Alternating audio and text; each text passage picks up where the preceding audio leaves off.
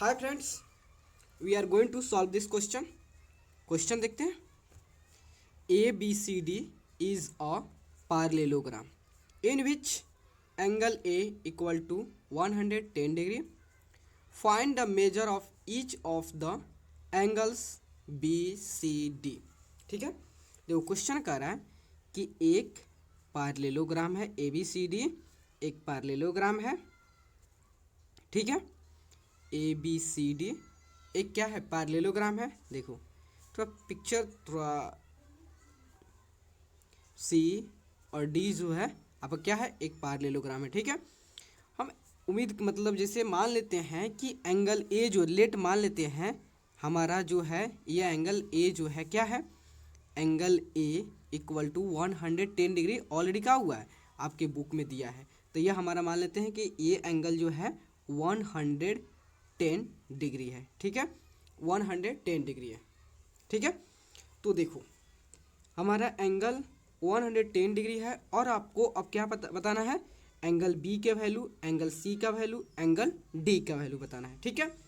और आप जानते हो कि पैरेललोग्राम के दो एडजेसेंट एंगल का सम जो होता है कितना होता है 180 डिग्री होता है, ठीक है। डेट मीन्स एडजेसेंट एंगल क्या होता है जी, एडजेसेंट एंगल जो होता है यदि दो एंगल जिसमें कॉमन आर्म हो, मतलब मान लेते हैं सपोज हम मान लेते हैं एंगल ए और एंगल बी को हम कंसीडर कर रहे हैं, तो ए बी जो आर्म है, ए बी जो साइड है वह एंगल ए के साथ भी पार्टिसिपेट हो रहा है, एंगल बी के साथ भी पार्टिसिपेट हो रहा है, ठीक है, मतलब उसके साथ भी वह मिलके एंगल बना रहा है, इसके साथ भी, ठीक है।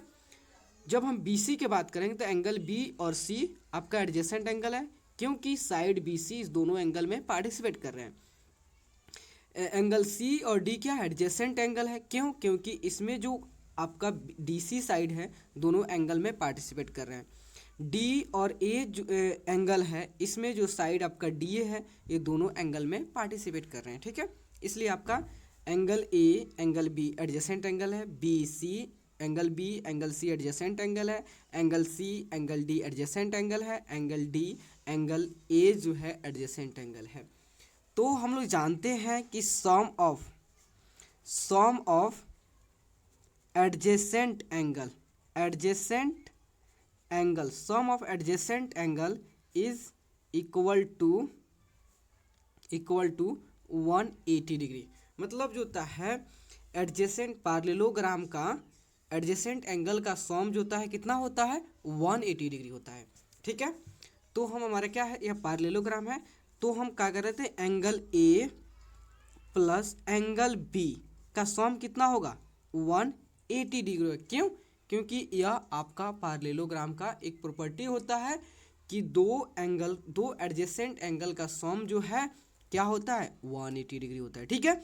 तो देखो एंगल ए ऑलरेडी आपको दिया हुआ है, तो angle A 110 plus B equal to 180, ठीक है। तो एंगल बी इक्वल टू 180, इधर आपका प्लस है इधर आएगा तो माइनस हो जाएगा, then angle B equal to कितना हो जाएगा एंगल बी इक्वल टू 70।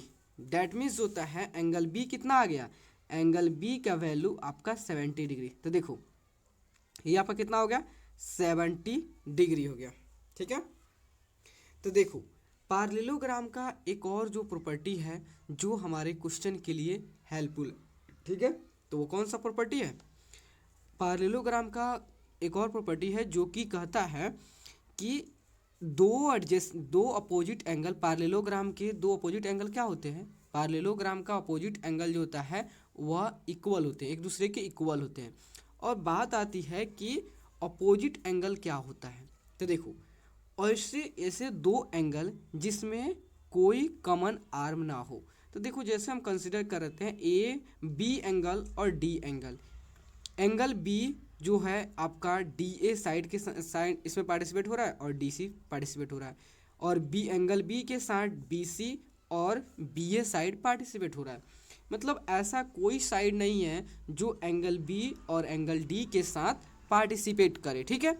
तो इसका मतलब है कि हमारा एंगल बी और डी जो क्या है एडजेसेंट एंगल है। सिमिलरली जो है एंगल ए और एंगल सी क्या है हमारा अपोजिट एंगल, देखो बी एंगल और डी एंगल ये भी क्या है अपोजिट एंगल, और एंगल ए और सी जो होता है क्या है अपोजिट एंगल है, ठीक है। तो देखो एंगल ए इक्वल होगा एंगल सी के, एंगल बी जो है इक्वल होगा एंगल डी के, किसके अगर अपोजिट एंगल के, ठीक है। इस प्रॉपर्टी होता है पार्लेलोग्राम का कि पार्लेलोग्राम के अपोजिट एंगल क्या होते हैं इक्वल होते हैं।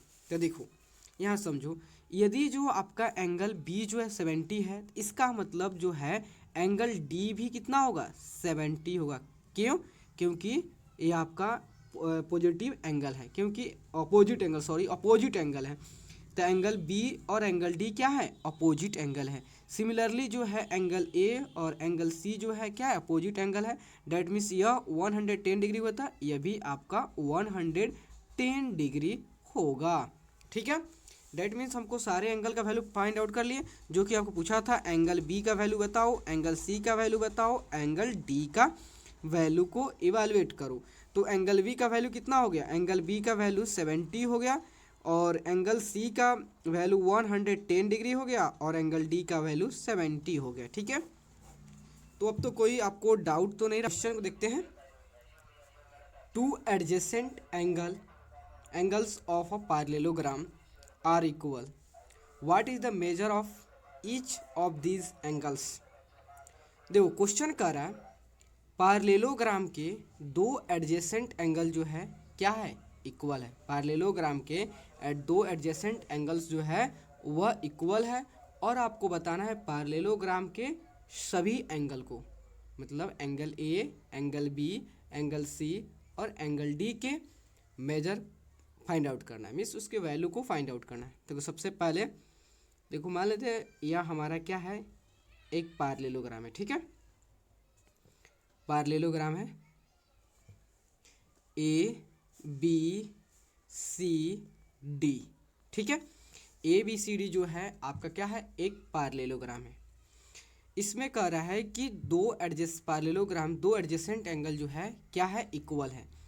एडजेसेंट एंगल क्या होता है, देखो दो ऐसे एंगल जिसमें क्या हो कॉमन आर्म हो।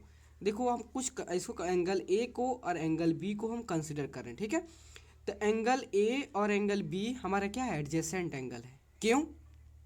क्योंकि इसमें ए बी आर्म कॉमन है। सिमिलरली जो है एंगल बी और एंगल सी जो हमारा एडजेसेंट एंगल है, क्योंकि हमारा जो बी सी जो साइड है वह कॉमन है।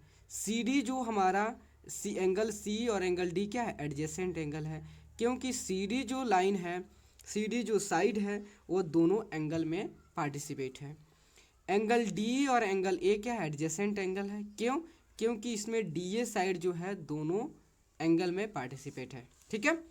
तो देखो हम लोग ये भी जानते हैं कि एडजेसेंट पैरेललोग्राम के एडजेसेंट एंगल का सम कितना होता है 180 होता है। तो देखो यहाँ बोला है, यहाँ पे एंगल ए और एंगल बी को हमने सभी तो एडजेसेंट एंगल है, लेकिन हम लोग एंगल ए और एंगल बी को एडजेसेंट एंगल ले रहे हैं क्वेश्चन को सॉल्व करने के लिए। तो ये क्या है हमारा एडजेसेंट एंगल है, ठीक है। एडजेसेंट एंगल्स है, ठीक है। और आपके बुक में दिया हुआ है गिवन है कि एंगल ए, देखो यहाँ पे लिख दे रहा हूँ मैं गिवन कि एंगल ए जो है एंगल ए जो है एंगल बी के इक्वल है। डैट मीन्स एंगल ए और एंगल बी क्या है इक्वल है। और आप जानते हो कि सम ऑफ एडजेसेंट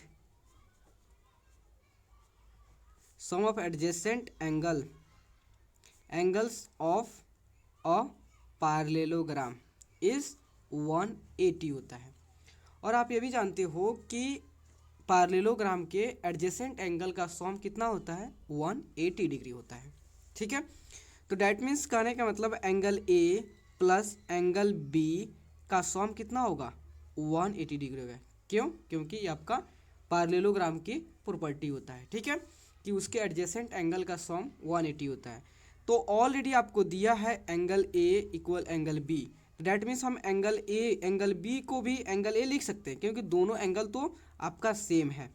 क्योंकि आपका जो होता है आपका angle A equal to angle B, ठीक है।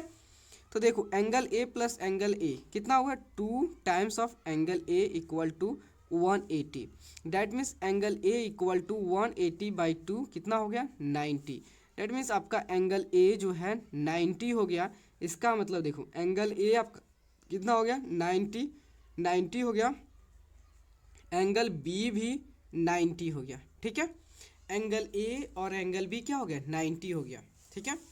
मान लेते हैं अभी देखो यह हमारा 90 डिग्री नहीं है, लेकिन एज्यूम कर ले हमारा 90 है, ये भी 90 है, ये भी 90 है, ठीक है। तो देखो ये भी 90 है, ये भी 90 है, और इसमें एक और प्रॉपर्टी होता है। अब हमको सी और डी एंगल को फाइंड आउट करना है, तो एक और पार्लेलोग्राम की प्रॉपर्टी को हम लोग अप्लाई करते हैं, ठीक है। क्या है कि पार्लेलोग्राम का जो अपोजिट एंगल होता है वो क्या होता है, इक्वल होता है। डैट मीन्स होता है एंगल बी और एंगल डी क्या है, अपोजिट एंगल है। एंगल ए और एंगल सी जो है अपोजिट एंगल है। क्यों अपोजिट एंगल है, क्योंकि अपोजिट एंगल कहता है कि ऐसे दो एंगल जिसमें कॉमन आर्म ना हो।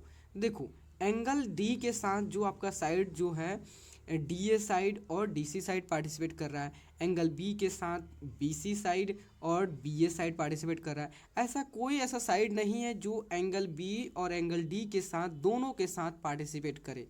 मतलब दोनों के ऐसा कोई आर्म नहीं है जो दोनों एंगल के साथ पार्टिसिपेट करे, या एंगल ए और एंगल सी के साथ ऐसा कोई आर्म नहीं है, ऐसा कोई साइड नहीं है जो एंगल ए के साथ भी और एंगल सी के साथ भी पार्टिसिपेट करे। इसका मतलब है कि हम एंगल ए जो है वो एंगल ए और एंगल सी जो है इक्वल होगा, और एंगल बी और एंगल डी इक्वल होगा। क्यों, क्योंकि यह आपका क्या है, अपोजिट एंगल है। और अपोजिट एंगल जो होता है, अपोजिट एंगल ऑफ पार्लेलोग्राम क्या होते हैं, इक्वल होते हैं। मैं ये भी लिख दे रहा हूँ कि अपोजिट, देखो opposite angles of parallelogram is equal, ठीक है। अपोजिट एंगल ऑफ पार्लेलोग्राम क्या होगा, इज इक्वल होगा। That means angle A equal to angle C, angle B equal to angle D, ठीक है। इसका मतलब है कि आपका एंगल ए कितना हो गया, 90 हो गया। इसका मतलब एंगल सी भी 90 होगा। एंगल बी भी कितना होगा, एंगल बी आपको फाइंड आउट किया है 90 है, 90। इसका मतलब एंगल डी भी जो है 90 होगा, ठीक है। इसका मतलब आपका एंगल बी सी भी एंगल ए की इक्वल एंगल सी होगा, इसका मतलब ये भी 90 होगा। एंगल बी की इक्वल एंगल डी होगा, ये भी 90 होगा। इसका मतलब है, क्वेश्चन देखते हैं।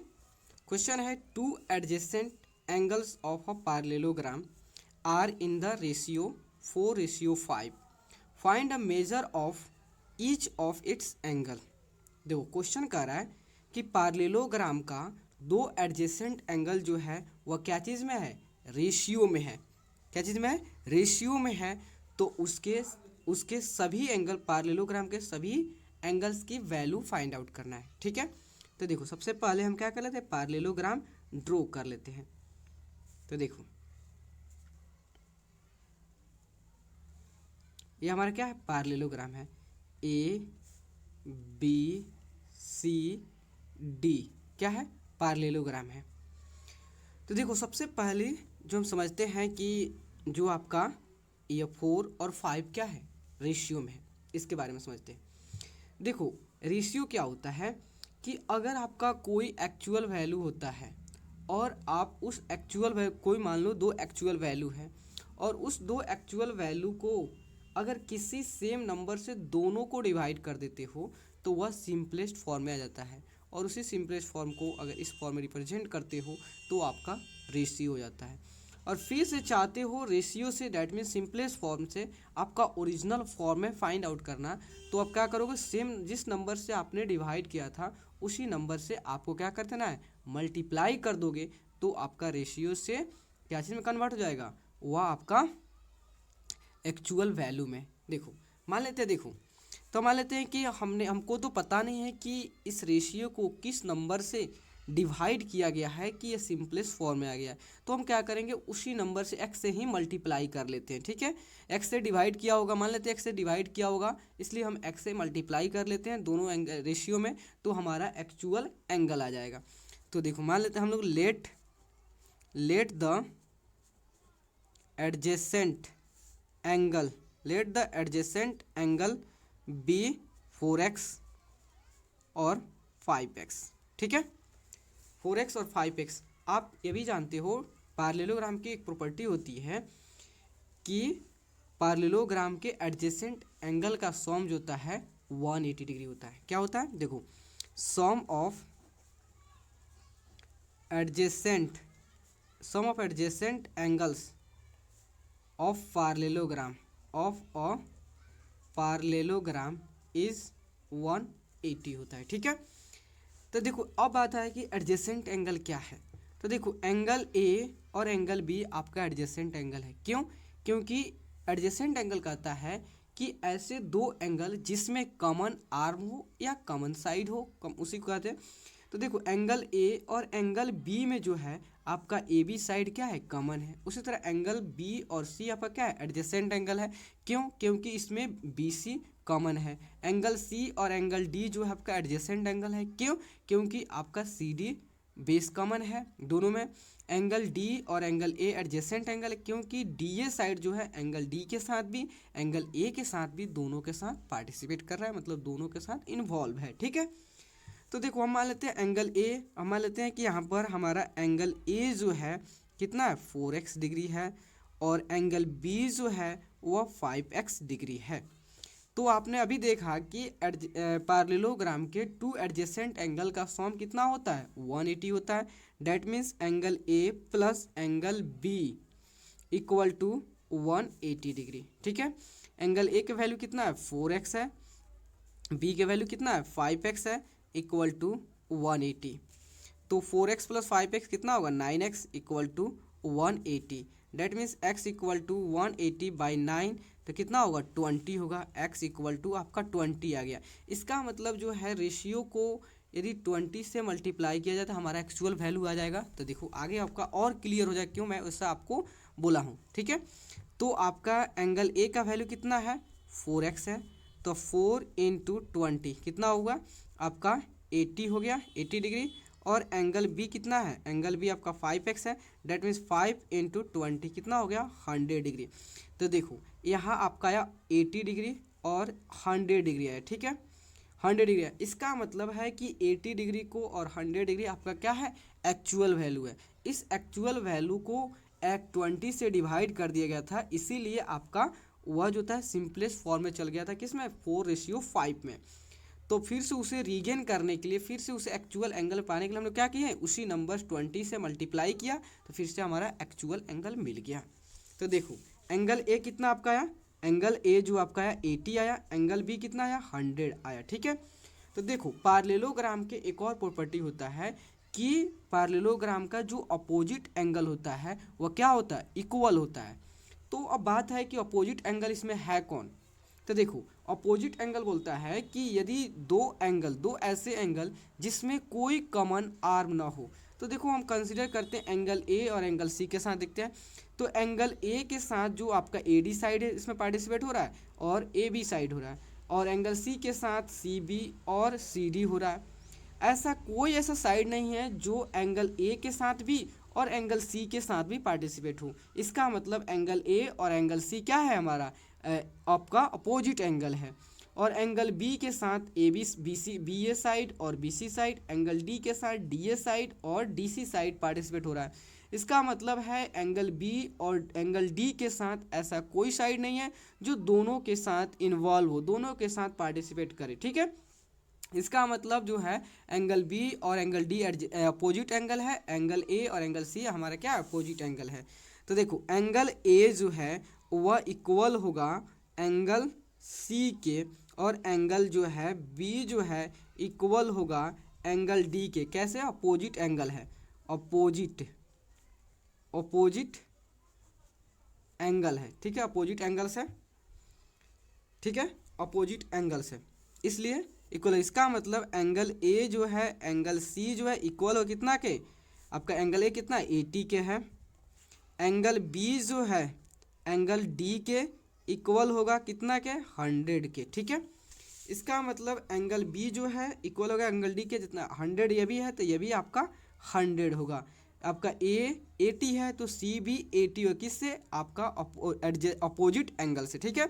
क्योंकि एंगल ए और एंगल सी इक्वल होगा, क्योंकि ये दोनों एंगल अपोजिट एंगल है। और पैरेललोग्राम की एक प्रॉपर्टी होती है कि opposite angle of a parallelogram is equals are equals. Okay, that means हमने सारे एंगल को वैल्यू को फाइंड आउट किया, जो कि आपसे पूछा था कि पैरेललोग्राम के सभी एंगल के वैल्यू को फाइंड आउट करो, मेजर करो। तो हमने सारे एंगल को मेजर कर लिया। ठीक है, तो क्वेश्चन देखते हैं। Two adjacent angles of a parallelogram are 3x minus 4 degree and 3x plus 16 degree. Find the value of x and hence find the measure of each of its angles. देखो question कर रहा है कि आपका एक parallelogram है। ठीक है, एक पैरेललोग्राम है। ठीक है, देखो मान लेते हैं हमारा ए बी सी डी। ठीक है, ए बी सी डी क्या है, एक पैरेललोग्राम होता है, पैरेललोग्राम है। ठीक है, आप जानते हो पैरेललोग्राम का एडजेसेंट एंगल क्या होता है? तो दो एंगल जिसमें कॉमन आर्म हो उसे हम कहते हैं एडजेसेंट एंगल।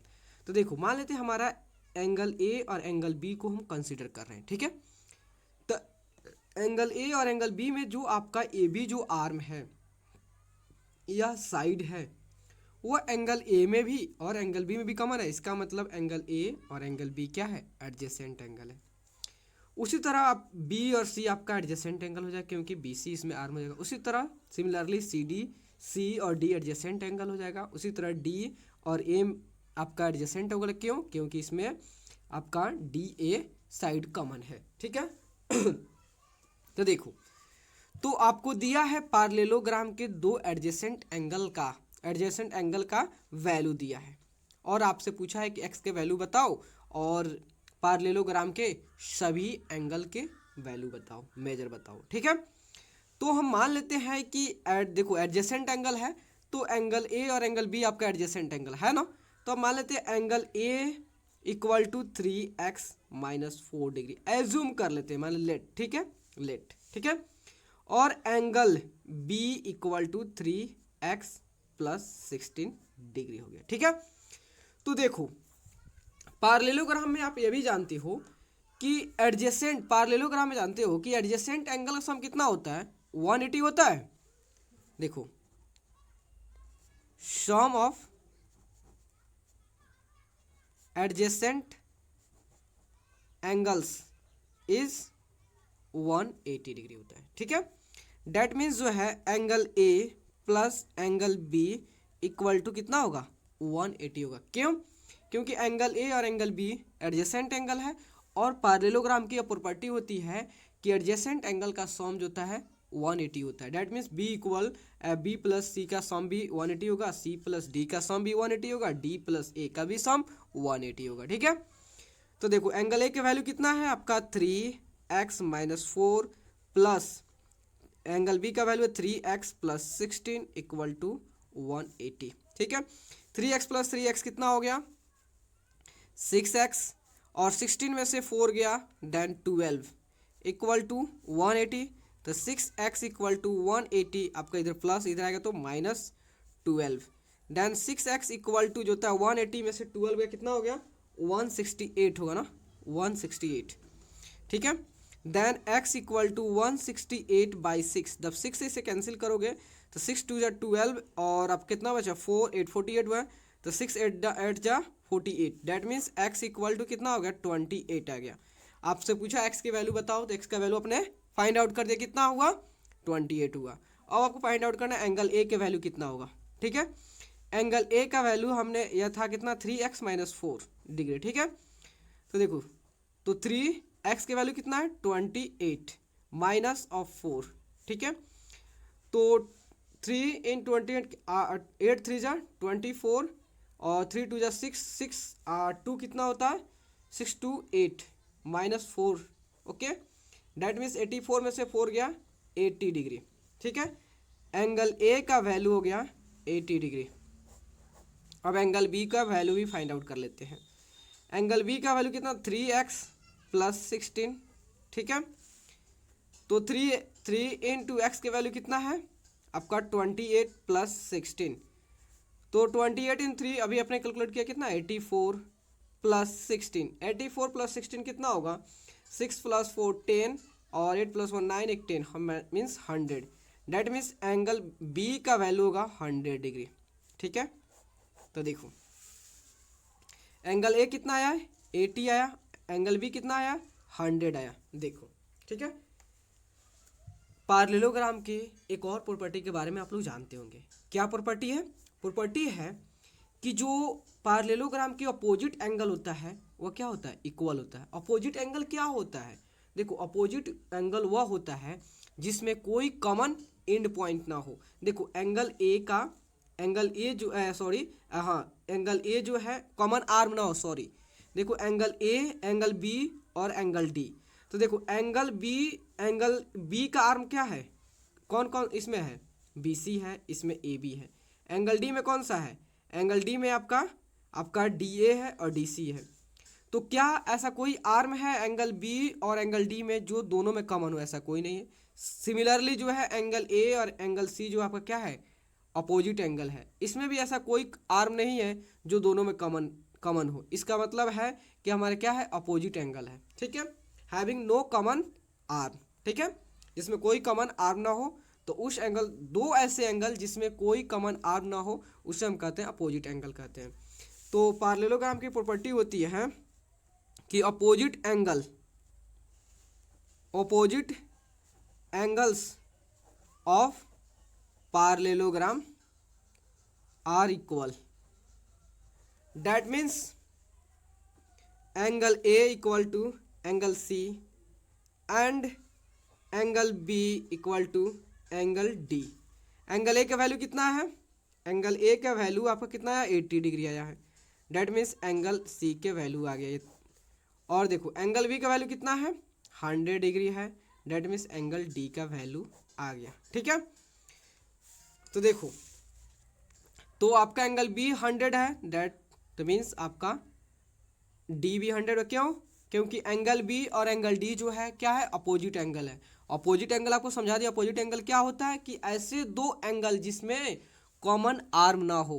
ठीक है, वैसे ही आपका एंगल ए और एंगल सी क्या है अपोजिट एंगल है जिसमें कोई कॉमन आर्म नहीं है। दैट मीन्स ये भी एस 80, दैट आपका ये भी 80 होगा। ठीक है, अब कोई डाउट तो नहीं होगा क्योंकि आपको पूछा है कि एक्स के वैल्यू फाइंड आउट करें और जो होता है उस पार्लेलोग्राम के प्रत्येक एंगल के वैल्यू को इवालुएट करो, डैट मीन्स फाइंड आउट करो। ठीक है, क्वेश्चन देखते हैं। The sum of two opposite angles of a parallelogram is 130 degree. Find the measure of each of its angles. देखो क्वेश्चन कह रहा है कि पार्लेलोग्राम के कि दो अपोजिट एंगल का सम जो है कितना है 130 डिग्री है। तो बताना है कि उस पार्लेलोग्राम के प्रत्येक एंगल कितना होगा, प्रत्येक एंगल का मेजर कितना होगा। ठीक है, देखो सबसे पहले हम पार्लेलोग्राम ड्रॉ कर लेते हैं। ठीक है, ये मान लेते हैं, सपोज एज्यूम कर लेते हैं कि हमारा यह पार्लेलोग्राम है। ठीक है, और आप सभी जानते हो कि पार्लेलोग्राम का अपोजिट साइड जो होता है, बोथ अपोजिट साइड्स क्या होते हैं पार्लेल होता है। और एक नियम आप ये भी जानते हो कि जो पार्लेलोग्राम जो होता है उसके अपोजिट एंगल जो होता है क्या होता है इक्वल होता है। ये भी जानते हो कि नहीं?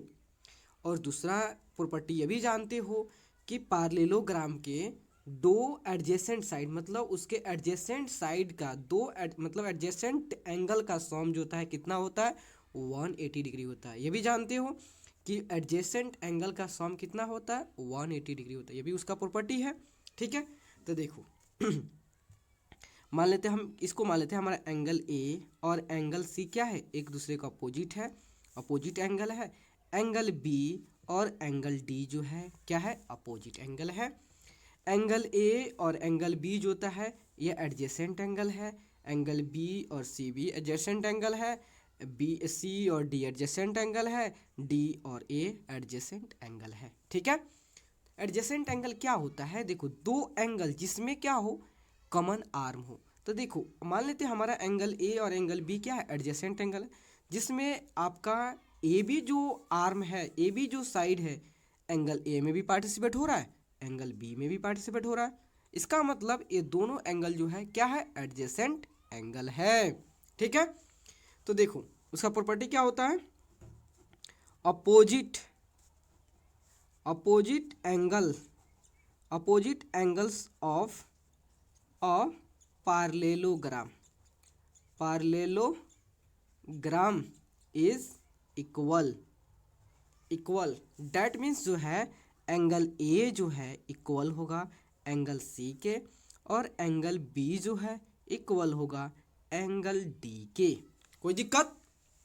तो देखो मान लेते हैं कि हमारा एंगल ए और एंगल सी जो है क्या है, अपोजिट एंगल लेके चलते हैं इसी को। तो देखो angle A plus angle C जो है इसका सम दिया है ऑलरेडी, कितना दिया है, 130 डिग्री आपके बुक में दिया है। बोला है कि दो अपोजिट एंगल का सम जो है कितना है, 130 डिग्री है। ठीक है, तो आप जानते हो कि angle A equal to angle C, तो एंगल ए को सी के इक्वल करो तो चाहे सी को ए के इक्वल करो तो बोथ आर सेम। ठीक है, angle A plus angle A equal to 130 degree. Angle A कितना हो गया, 2 angle A equal to 130 degree. Then angle A equal to 130/2 कितना होगा, तो आपका 6 2 जा 12, आपका 1 आया, कितना 1 आया, और 1 0 तो कितना होगा 5 से 65, means that means angle A equal to आपका कितना हो गया, 65 हो गया। देखो एज्यूम कर लेते हैं हमारा मेजर करने जा रहे इसी तरह हम करें, हमारा एंगल ए 65 होगा, तो एंगल सी भी क्या होगा, 65 होगा। क्यों, यह आपका पार्लेलोग्राम का प्रॉपर्टी होता है कि उसके अपोजिट एंगल जो होते हैं इक्वल होते हैं। That means angle A equal to angle C equal to 65 degree. अब हमको निकालना है एंगल बी और डी, और आप ये भी प्रॉपर्टी जानते हो कि sum of adjacent angles of a parallelogram, सब शॉर्टकट में लिख रहा है पार्लेलोग्राम इज 180, मतलब पार्लेलोग्राम के एडजेसेंट एंगल का सम जो होता है कितना होता है, 180 होता है। तो हमारा एंगल ए तो मालूम है, एंगल ए और एंगल बी को एडजेसेंट लेके चलते हैं। ठीक है, तो देखो angle A plus angle B का सम कितना होता है, 180 डिग्री होता है। क्यों, यह आपका प्रॉपर्टी होता है। ठीक है, तो एंगल ए कितना दिया है, 65 डिग्री दिया है, बी को वैल्यू को इवालुएट करना है। ठीक है, तो that means angle B equal to 180, इधर आपका प्लस है, इस साइड आएगा तो माइनस हो जाएगा। डैट मीन्स होता है 10 में से 5 गया 5, ये आपका कितना हो गया 7 हो गया, 7 में से 6 गया 1, और ये आपका यह 1 आ गया 150। देखो मैं ऐसा उम्मीद करता हूँ कि आपको जो है जो आपको सब्ट्रैक्शन आता है, इसलिए हम थोड़ा फास्ट कर रहे हैं। ठीक है, एंगल बी इक्वल टू कितना हो गया 115 डिग्री। डैट मीन्स आप ये भी जानते हो कि एंगल बी जो है और एंगल डी एक दूसरे के इक्वल है। क्यों, क्योंकि both angle are opposite to each other, मतलब दोनों एंगल क्या है, अपोजिट एंगल है, इसलिए एंगल बी जो है एंगल डी के इक्वल हो जाएगा। That means angle B equal to angle D equal to 115 degree.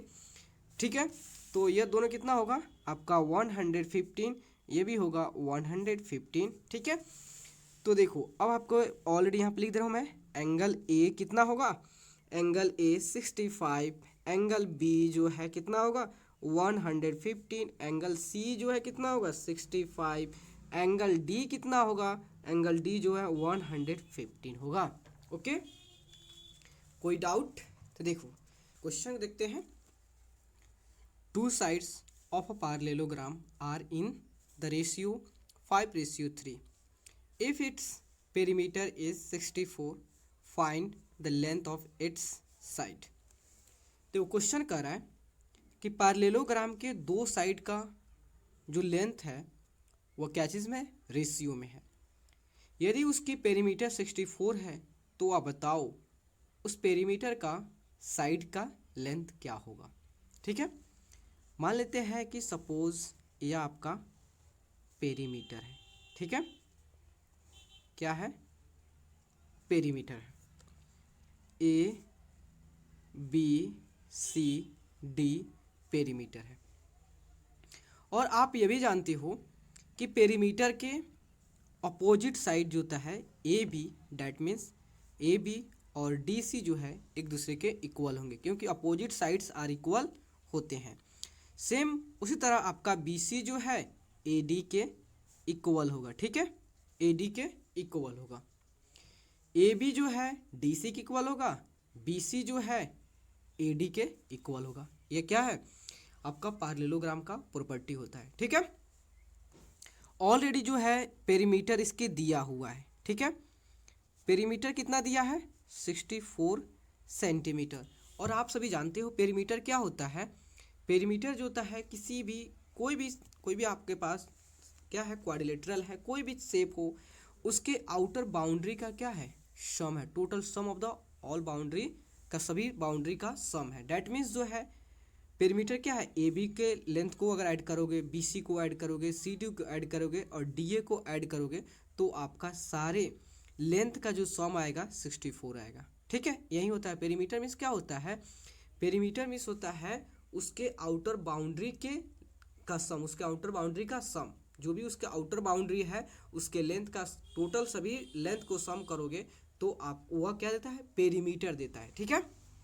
तो देखो यदि उसका पेरीमीटर इतना है और आपको यह भी दिया है कि उसके पार्लेलोग्राम के उसकी जो साइड जो है वो क्या चीज़ में, रेशियो में है। डैट मीन्स कहने का क्या मतलब है कि इसका जो है ए बी जो लेंथ है और बी सी जो लेंथ है, इसका कुछ ना कुछ एक्चुअल वैल्यू जो होगा, एक्चुअल वैल्यू होगा।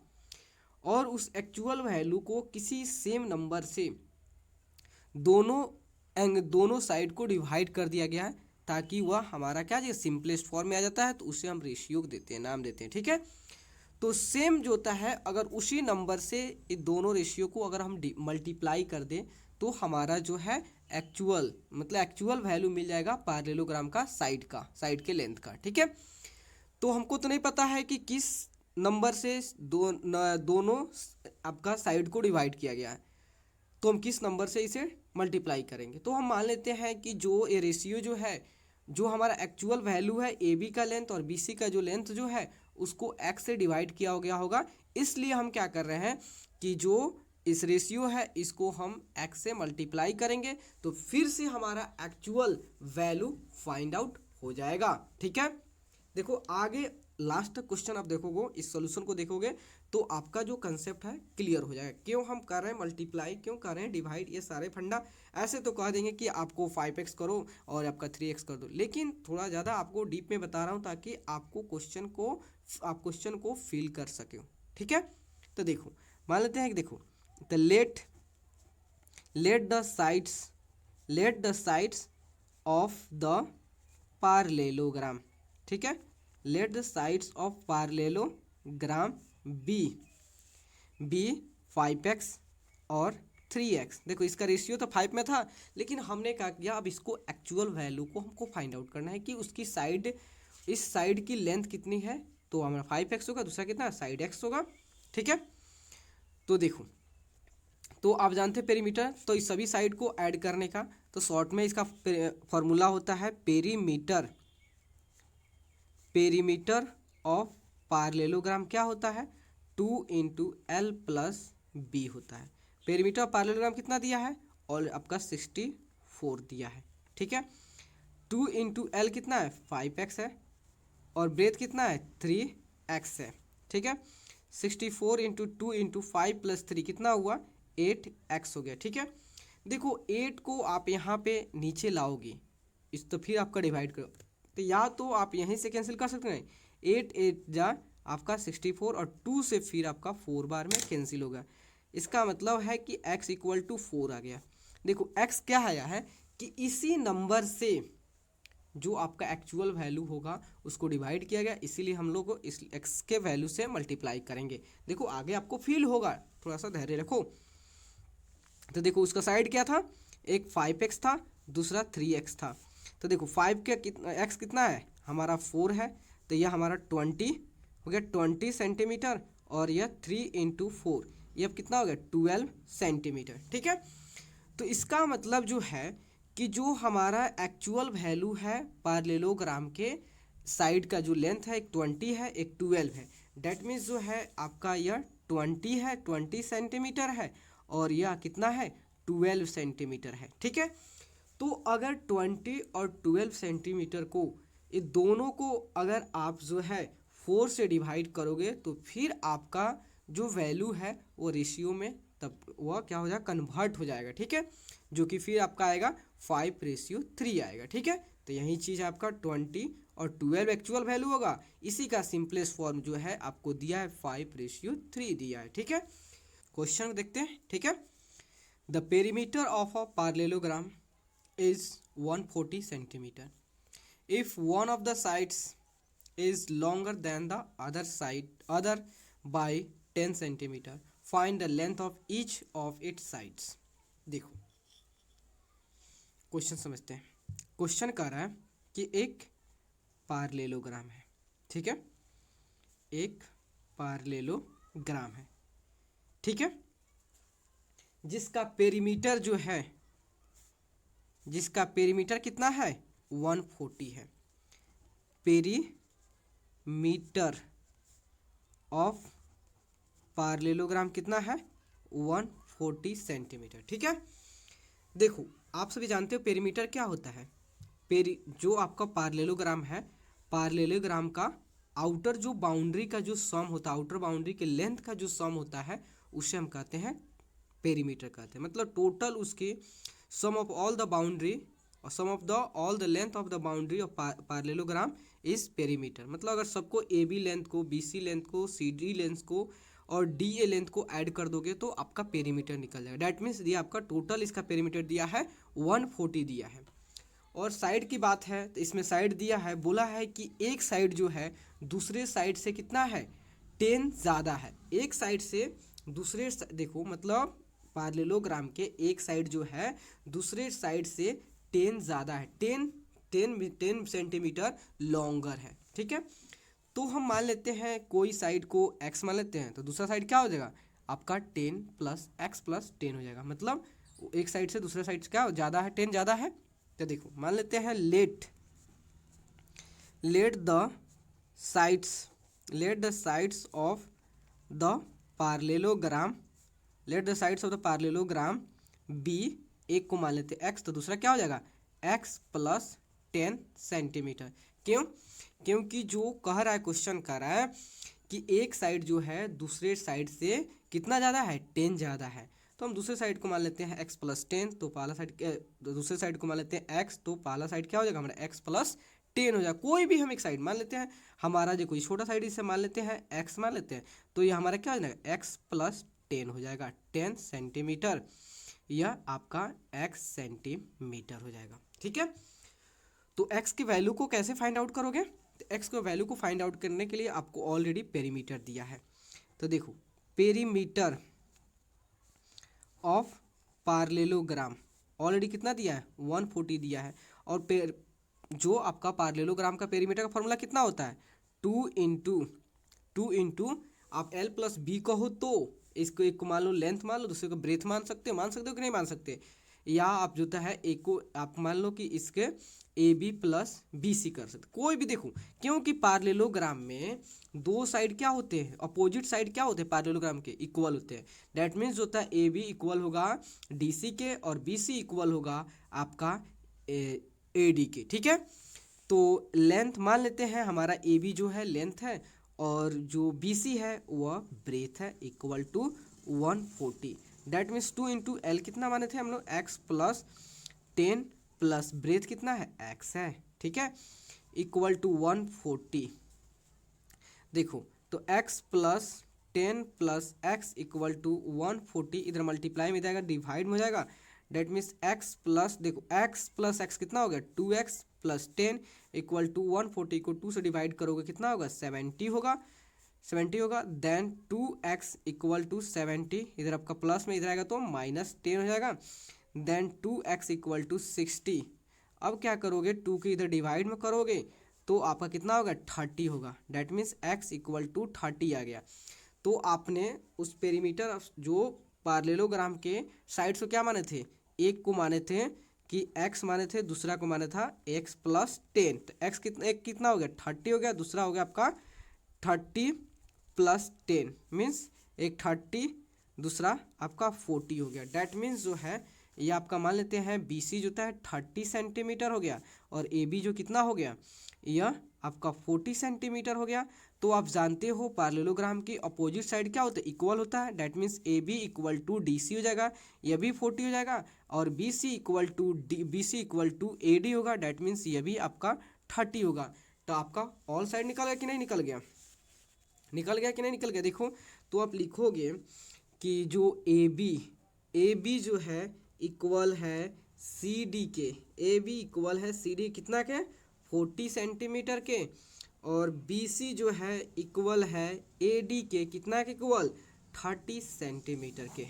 टोटल आपने पार्लेलोग्राम के टोटल सभी साइड निकाल लिए।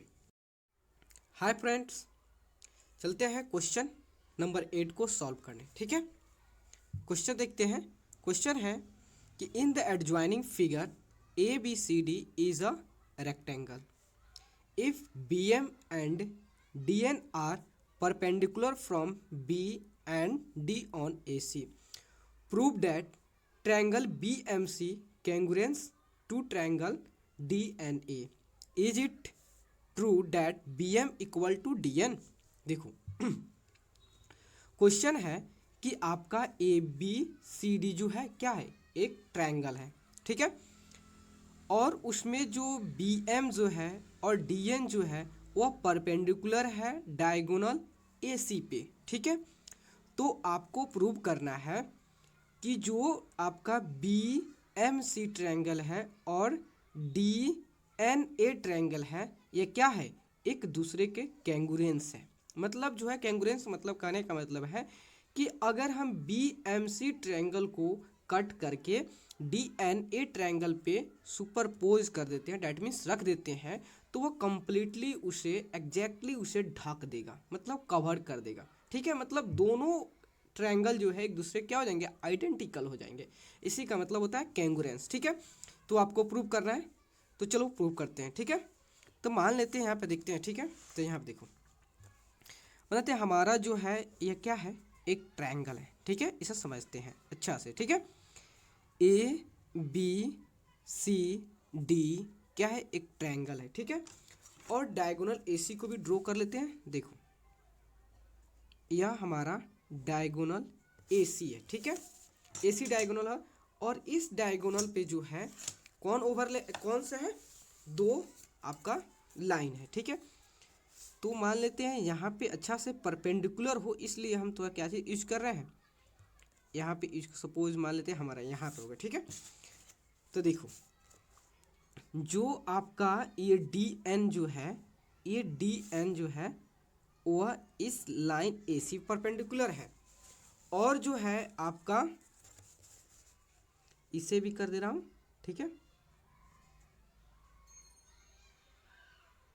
ठीक है, यहाँ कर रहा हूँ। ठीक है, तो देखो ताकि अच्छा से पिक्चर जो है विजुअल हो, इसलिए एक आपको यूज कर रहा हूँ। ठीक है, प्रोटेक्टर का, सॉरी यहाँ पे चला गया। ठीक है, ठीक है, देखो तो ये जो है आपका यहाँ पे परपेंडिकुलर, ये क्या है आपका, मान लेते हैं यह हमारा M है। ठीक है, तो देखो ABCD क्या है, आपका एक रेक्टेंगल है जिसमें जो है आपका AC डायगोनल है, और उस AC पे DN जो है परपेंडिकुलर, DN और BM जो है क्या है, परपेंडिकुलर है। ठीक है, तो देखो और आपको प्रूव करना है कि जो आपका BMC ट्रायंगल और DNA ट्रायंगल जो है क्या है, एक दूसरे के कैंगुरेंस है। आपको प्रूव करना है। तो सबसे पहले गिवन क्या क्या चीज़ दिया है, सबसे पहले हम गिवन को नोट कर लेते हैं। ठीक है, तो गिवन दिया है कि इन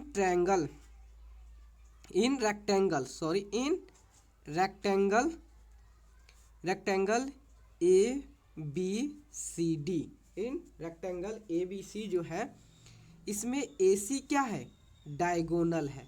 AC इज डायगोनल। ठीक है, AC इज डायगोनल, और आपका ये डी एन जो है बी एम और डी एन जो है ए सी पे परपेंडिकुलर है। मीन्स जो है बी एम जो है B M perpendicular to A C and D N जो है D N is also perpendicular to A C. ये सारे चीज़ दिया हुआ है, ठीक है।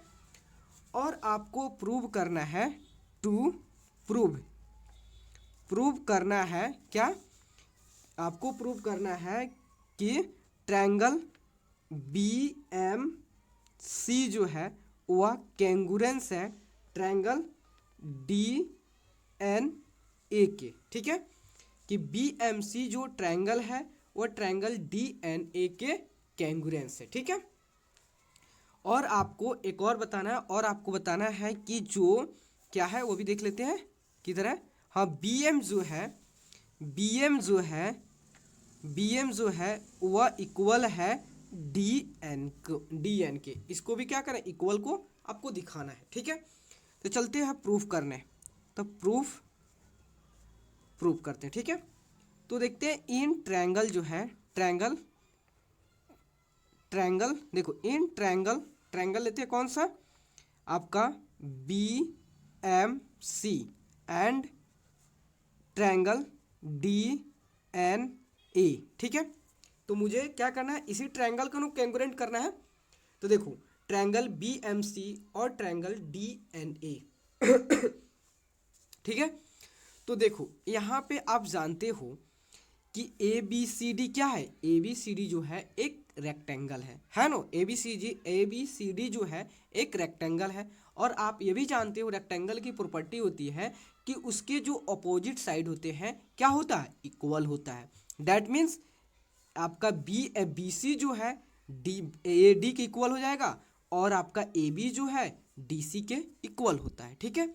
तो देखो, तो अब आप क्या करोगे, तो ट्रायंगल बी एम सी में जो आपका बी सी जो है वह इक्वल होगा किसके, आपका डी ए के। बी सी इक्वल होगा आपका डी ए के, ठीक है। यह किससे, अपोजिट साइड्स ऑफ रेक्टेंगल, ठीक है। Opposite sides of rectangle, opposite sides of rectangles, ठीक है। और इसमें और क्या है, यहाँ पे देखो जो ट्रायंगल आपका देखो ट्रायंगल बी एम सी ये 90 डिग्री है, और इसमें देखो डी एन ए ये भी 90 डिग्री, मतलब यह एंगल और यह एंगल, मतलब इस ट्रायंगल में यह एम एंगल यहाँ पे और इस ट्रायंगल में यह एंगल दोनों इक्वल है। कितना है 90 डिग्री, ठीक है। तो ट्रायंगल जो है एंगल बी एम सी जो है एंगल बी एम सी वह इक्वल है angle B M C equal है एंगल डी एन ए के। यह क्या चीज़ है, क्योंकि ईच 90 डिग्री है, ठीक है। उसके बाद यहाँ पे देखो ए बी सी डी क्या है, एक आपका रेक्टेंगल है। और आप जानते हो रेक्टेंगल क्या है, एक स्पेशल पार्लेलोग्राम है। और पार्लेलोग्राम की प्रॉपर्टी होती है कि उसके अपोजिट साइड जो होते हैं क्या होता है, अपोजिट साइड जो होता है पार्लेल होता है। उसका अपोजिट साइड क्या होता है, पार्लेल होता है। तो डैट मीन्स कहने का मतलब है कि आपका बी सी जो है और ए डी जो है क्या होगा, पार्लेल है। और ए बी जो है और सी डी जो है क्या होते हैं, पार्लेल होते हैं। तो देखो हम पार्लेल जो दो लाइन पार्लेल होते हैं उसके कुछ प्रॉपर्टी को अप्लाई करते हैं, ठीक है।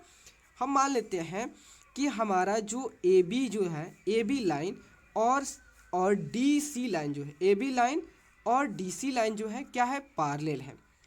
और ए सी जो लाइन है, ए सी जो हमारा डायगोनल है, ए सी डायगोनल जो है ये दोनों पार्लेल क्या है, ट्रांसवर्स कर रहा है, ट्रांसवर्सल दोनों पार्लेल क्या है, ये ट्रांसवर्सल है जो कि आपके ए बी लाइन को और डी सी लाइन को कट कर रहा है, मतलब ये ट्रांसवर्सल है।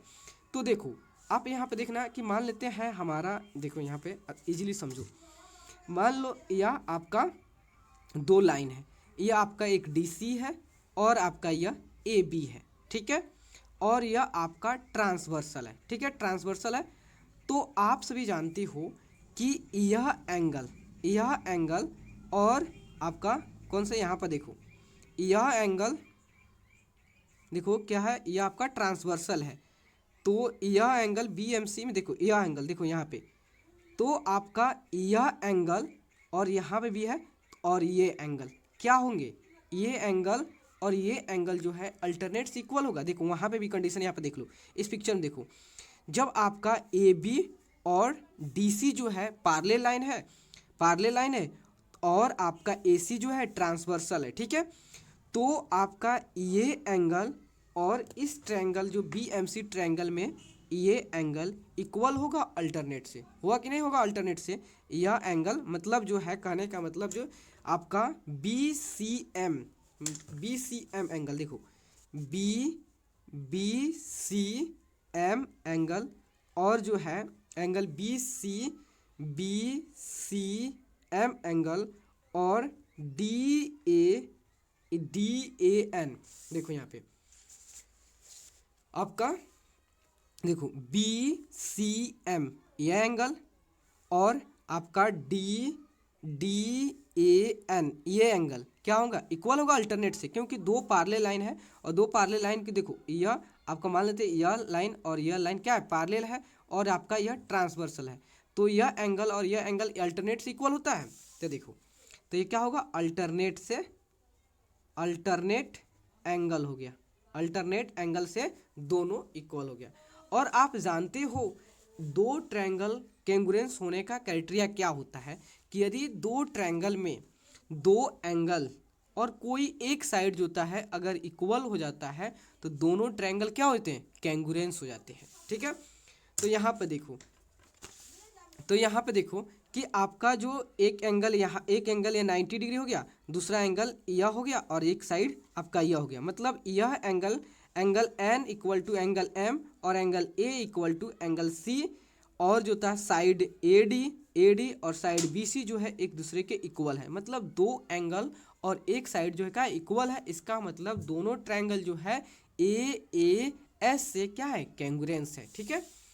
तो ट्रायंगल जो है, triangle B M M C जो है कैंगुरेंस है ट्रायंगल डी एन ए से, डी एन ए से क्या चीज़ से, यह आपका ए एस कैंगुरेंसी से, ए एस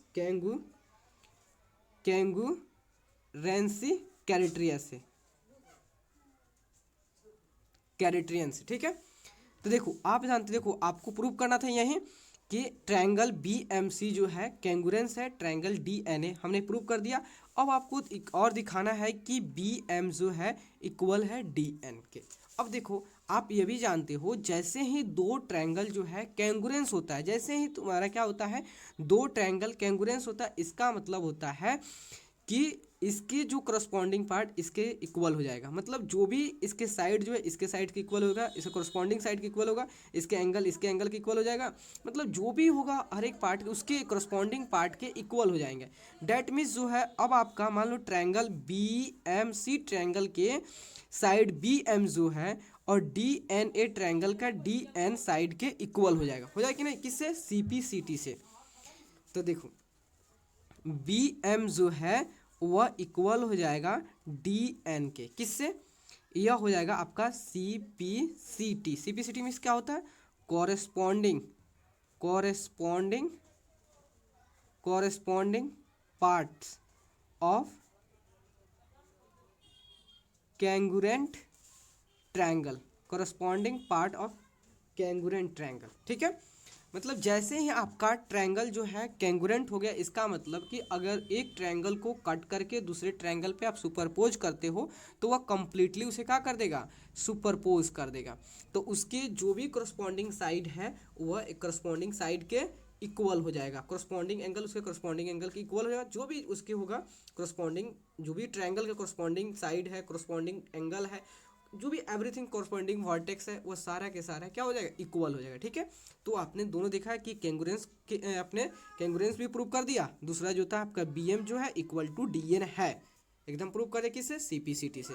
ओके, प्लीज़ दोस्तों अगर आपको वीडियो अच्छे लगे और आपके लिए हेल्पफुल है तो प्लीज़ चैनल को लाइक एंड सब्सक्राइब प्लीज़ ज़रूर करें, क्योंकि आपका like and subscribe he motivate करता है दोस्तों।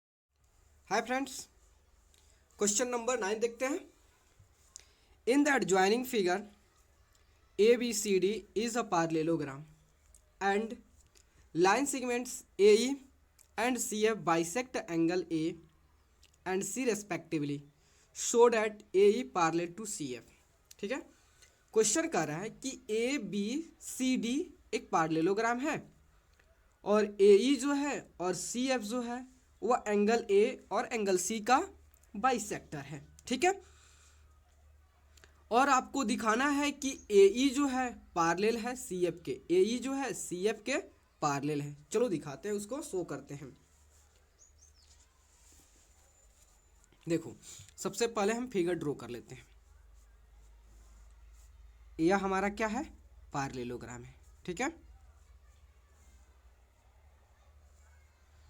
ABCD क्या है, पार्लेलोग्राम है। इसमें जो आपका AE जो है और ये CF जो है क्या है, एंगल A और एंगल C का बाइसेक्टर है। तो देखो, आपको इसमें शो क्या करना है, इसमें आपको शो करना है कि AE जो है वह पार्लेल है किसके, CF के आपको यही शो करना है, यही दिखाना है। ठीक है, तो सबसे चलते इसमें गिवन क्या क्या चीज़ दिया है। इसमें गिवन दिया है कि ABCD इज अ पार्लेलोग्राम। ठीक है, ABCD पार्लेलोग्राम है इन विच AE and CF are the bisectors of angle A and angle C respectively। ठीक है, तो देखो अब हम चलते हैं इन ट्रायंगल जो होता है इसको शो करने के लिए। इन ट्रायंगल लेते हैं इसे प्रूफ, इसे शो करने के लिए ट्रायंगल चलते हैं ADE में। ठीक है, ADE ट्रायंगल लेते हैं और आपको कौन, CBF ट्रायंगल। ठीक है, तो देखो ADE triangle and triangle ADE, तो उसके बाद से ADE, तो उसके बाद CBF ट्रायंगल। ठीक है, तो देखो ADE ट्रायंगल, आप देखो सबसे पहले जान लो कि आपका ABCD क्या है, एक पार्लेलोग्राम है। तो आप जानते हो पार्लेलोग्राम में क्या होता है कि वो उसका अपोजिट साइड जो होता है इक्वल होता है और अपोजिट एंगल जो होता है वो भी क्या होता है, इक्वल होता है। डैट मीन्स जो होता है, इसका मान लो कि देखो यह पार्लेलोग्राम ABCD जो क्या है, एक पार्लेलोग्राम है। तो इसका अपोजिट साइड कौन है, या तो एक AB है और एक CD है। ठीक है, और दूसरा आपका यह है AD और BC, ये क्या है, इसके अपोजिट साइड। इसका मतलब जो है AD जो है वह BC के इक्वल हो जाएगा, होगा कि नहीं होगा। तो ट्रायंगल ADE ट्रायंगल में जो AD साइड है और ट्रायंगल जो है CBF ट्रायंगल में जो CB साइड है वो क्या है, इक्वल है। तो देखो AD जो है इक्वल है किसके, BC के। AD जो है इक्वल है CB के। ठीक है, CB के, AD इक्वल है किसके, CB के है। ये क्या है, अपोजिट साइड ऑफ पार्लेलोग्राम है अपोजिट साइड। देखो तो इस ट्रायंगल में देखो ADE ट्रायंगल में जो एंगल D है और जो CBF ट्रायंगल में जो एंगल B है, क्या एंगल D और एंगल B इक्वल है, यस। किससे, क्योंकि आप सभी जानते हो कि पार्लेलोग्राम की अपोजिट एंगल जो होता है क्या होता है, इक्वल होता है। डैट मीन्स जो है एंगल B जो है एंगल D के इक्वल हो जाएगा। तो देखो एंगल D जो है इक्वल होगा एंगल B के, किस कंडीशन से, अपोजिट एंगल ऑफ पार्लेलोग्राम से, अपोजिट एंगल ऑफ पार्लेलोग्राम्स, ठीक है। अब देखो, तो ये एंगल बी और एंगल डी क्या है, अपोजिट एंगल है, तो एंगल ए और एंगल सी भी तो अपोजिट एंगल होंगे ऑफ कोर्स। तो एंगल ए और एंगल सी जो आपका क्या है, अपोजिट एंगल है, ठीक है। तो देखो, लेकिन बात इसमें है कि ए ई जो है और सी एफ जो है वो एंगल ए और एंगल सी का क्या है, बाइसेक्टर है। इसका मतलब है कि एंगल ए को जो ए ई जो बाइसेक्टर है वो एंगल ए को दो भागों में, दो इक्वल पार्ट में डिवाइड कर दे रहा है। सिमिलरली जो है, जो आपका सी एफ जो बाइसेक्टर है वो एंगल सी को टू इक्वल पार्ट में डिवाइड कर दे रहा है। इसका मतलब जो है, जो आपका देखो डी ए ई और देखो ई ए एफ, ये दोनों एंगल, मतलब ये एंगल और ये एंगल, दोनों एंगल क्या होंगे, इक्वल होंगे। क्यों? क्योंकि जो आपका ए ई जो है वह एंगल ए को बाइसेक्ट कर दे रहा है, ठीक है। उसी तरह यहाँ पर देखो, आपका जो होता है B C F this angle, और देखो एफ सी ई चाहे डी ले लो दिस एंगल, ये एंगल और ये एंगल क्या होगा, इक्वल होगा। कैसे? क्योंकि जो सी एफ जो है वो एंगल सी को बाइसेक्ट कर दे रहा है, ठीक है। लेकिन हम लोग को मात्र जरूरत है किस एंगल को, इस ट्रायंगल में जो आपका ए डी ई ट्रायंगल में angle D A E triangle. देखो, मैं इस चीज़ को मैं समझा रहा हूँ एक पेपर लेकर। देखो मैं आपको इस पेपर लेकर समझा रहा हूँ, थोड़ा ज़्यादा टाइम लग जाएगा लेकिन अब क्लियर हो जाएगा। देखो, अब देखो, आप जानते हो यहाँ पे एंगल बी जो है इक्वल है एंगल डी के, किससे, अपोजिट एंगल, पैरेललोग्राम का अपोजिट एंगल से। उसी तरह आपका एंगल ए जो है वह इक्वल है एंगल सी के, ठीक है। लेकिन क्या किया गया है कि ए ई जो है और सी एफ जो है एंगल ए को बाइसेक्ट कर रहा है। मतलब अगर इसको हाफ से हम मल्टीप्लाई कर दोनों साइड, तो देखो क्या हो जाएगा, या तो देखो हमारा हो जाएगा एंगल डी ए ई, तो एंगल डी ए ई होगा, और देखो एंगल सी का तो हमारा क्या हो जाएगा बी सी एफ, तो angle B C F, angle B C F लो, या ले लो एफ सी डी ले लो दिस एंगल। लेकिन हम लोग को जरूरत है ट्रायंगल को कैंग्रुएंसी करने के लिए, यह इस ट्रायंगल में इस एंगल को और इस ट्रायंगल में इस एंगल को लेना है, जो हम लोग के लिए नेसेसरी है। तो देखो angle D A E, angle D A E, तो angle D A E equal होगा एंगल जो है बी सी एफ के। एंगल डी ए ई जो है वह इक्वल होगा बी सी एफ के, ठीक है। यह किससे, आपका जो है अपोजिट साइड ऑफ एंगल से ये भी इक्वल होगा। लेकिन इसमें ए ई जो है एंड जो है सी एफ जो है, ए ई एंड सी एफ जो है क्या है, बाइसेक्टर है, बाइसेक्टर है of angle A and C, angle A and C respectively, ठीक है, रेस्पेक्टिवली, ठीक है। तो देखो आपका हो गया। तो देखो यहाँ देखो, फिर इसमें देखो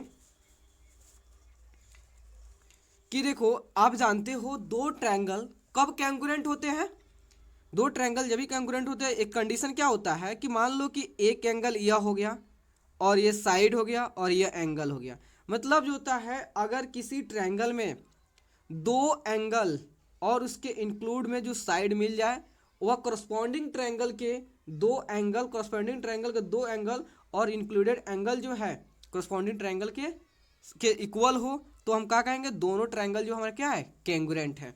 डेट मीन्स कहने का मतलब है कि हमारा ट्रायंगल ए डी ई जो है वह क्या हो गया, कैंगुरेंस हो गया, कैंगुरेंट हो गया किससे, सी बी एफ से, ठीक है। ए डी ई और सी बी एफ जो होता है क्या हो गया, दोनों को दोनों ट्रायंगल कैंगुरेंस हो गया किससे, ए एस ए से, ठीक है।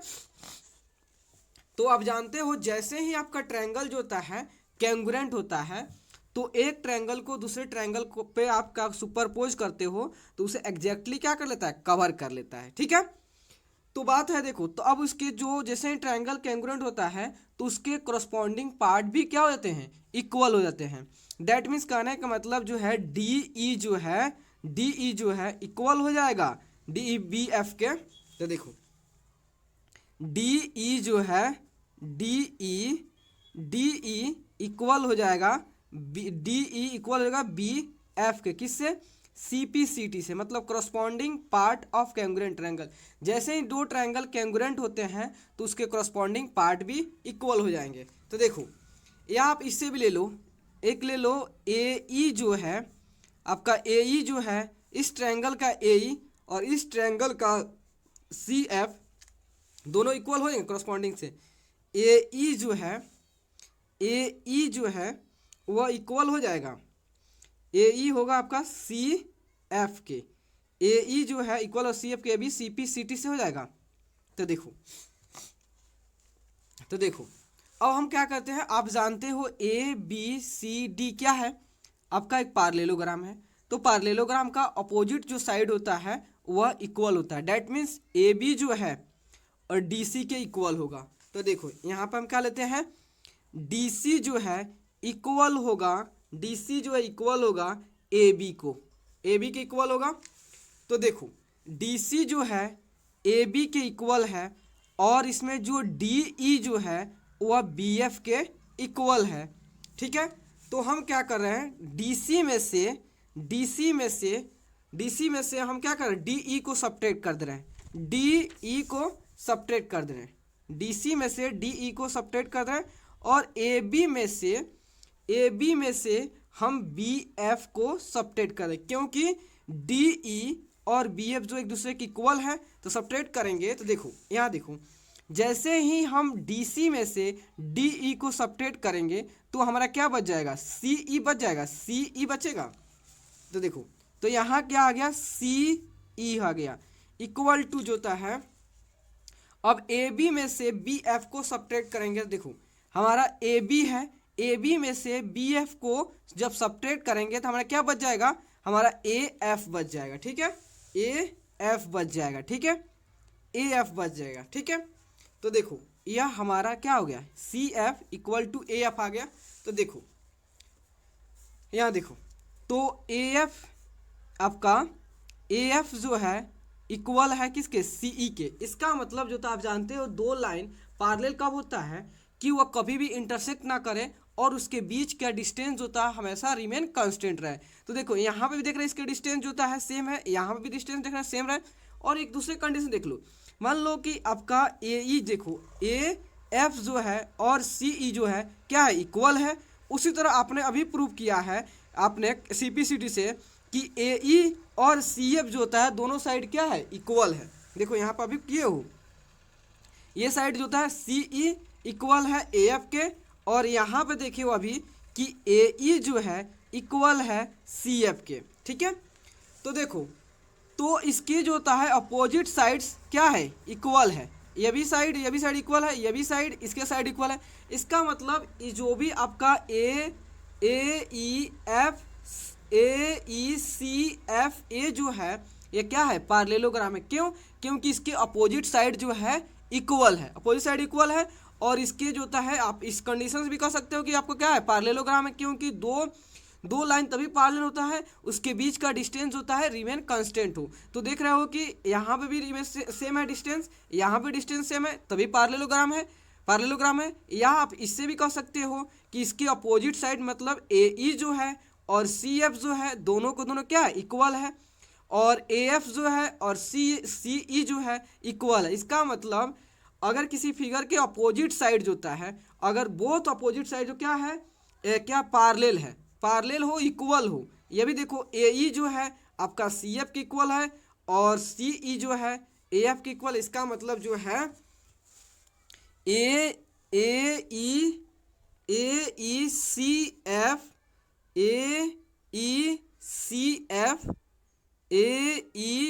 एफ, ठीक है, ए एफ क्या है, इज अ पार्लेलोग्राम। जैसे ही पार्लेलोग्राम हो गया तो आपका ए ई जो है वो क्या हो गया, पैरेलल हो गया सी एफ के, ए ई पैरेलल हो गया सी एफ के। तो यही तो आपको शो करना था, प्रूव करना था। क्वेश्चन देखते हैं। क्वेश्चन है कि the length of a diagonals of a rhombus are 16 centimetre and 12 centimetre respectively, find the length of each of its side. देखो क्वेश्चन कर रहा है कि रोम्बस की जो रोम्बस है, रोम्बस की डायगोनल का जो लेंथ है वह 16 सेंटीमीटर है और 12 सेंटीमीटर है। तो आपको बताना है डायगोनल्स के प्रत्येक साइड का लेंथ को फाइंड आउट करनी है। ठीक है, तो देखो यह देख लेते हैं पहले फिगर। यह हमारा मान लेते हैं सपोज क्या है, यह हमारा मान लेते हैं थोड़ा सा टेढ़ा हो गया, लेकिन इसे मान लेते हैं कि हमारा जो है क्या है, रोम्बस है। ठीक है, रोम्बस है। ठीक है, ए बी सी डी। ठीक है, और यह हमारा क्या है, डायगोनल है। और आप सभी जानते हो कि रोम्बस में कितने डायगोनल्स होते हैं, 2 डायगोनल्स होते हैं। ठीक है, और रोम्बस की एक और उसमें प्रॉपर्टी होती है कि जो रोम्बस की जो डायगोनल होते हैं वह इक्वल नहीं होते। ठीक है, लेकिन उसके डायगोनल जो है एक दूसरे को परपेंडिकुलर बाइसेक्ट करते हैं। डैट मीन्स जो आपका AC डायगोनल है और BD डायगोनल है, ये दोनों एक दूसरे के परपेंडिकुलर होंगे। ठीक है, परपेंडिकुलर होंगे, ये तो प्रॉपर्टी जान गए। और यह भी है कि एक डायगोनल दूसरे डायगोनल को बाइसेक्ट कर देता है। डैट मीन्स जो है, समझिए, जो आपका AC डायगोनल है वह BD डायगोनल को 2 इक्वल पार्ट में डिवाइड कर देता है। डैट मीन्स जो है, जो आपका BO जो लेंथ है वह DO लेंथ के इक्वल होगा। देखो यहाँ BO जो है इक्वल हो जाएगा DO के। क्यों? क्योंकि आपका AC जो डायगोनल है वह BD डायगोनल को 2 इक्वल पार्ट में डिवाइड कर देता है। यह रोम्बस की प्रॉपर्टी है। ठीक है, सेम सिमिलरली जो है, अब BD जो डायगोनल है वह AC डायगोनल को 2 इक्वल पार्ट में डिवाइड कर देता है। डैट मीन्स जो है AO साइड जो है इक्वल होगा CO के। डैट मीन्स AO जो है इक्वल होगा CO के। क्यों? क्योंकि आपका जो होता है यह एक प्रॉपर्टी होता है। क्या प्रॉपर्टी होता है? डायगोनल्स। देखो diagonals of a rhombus diagonals of a rhombus पर bisect diagonal of a rhombus bisect each other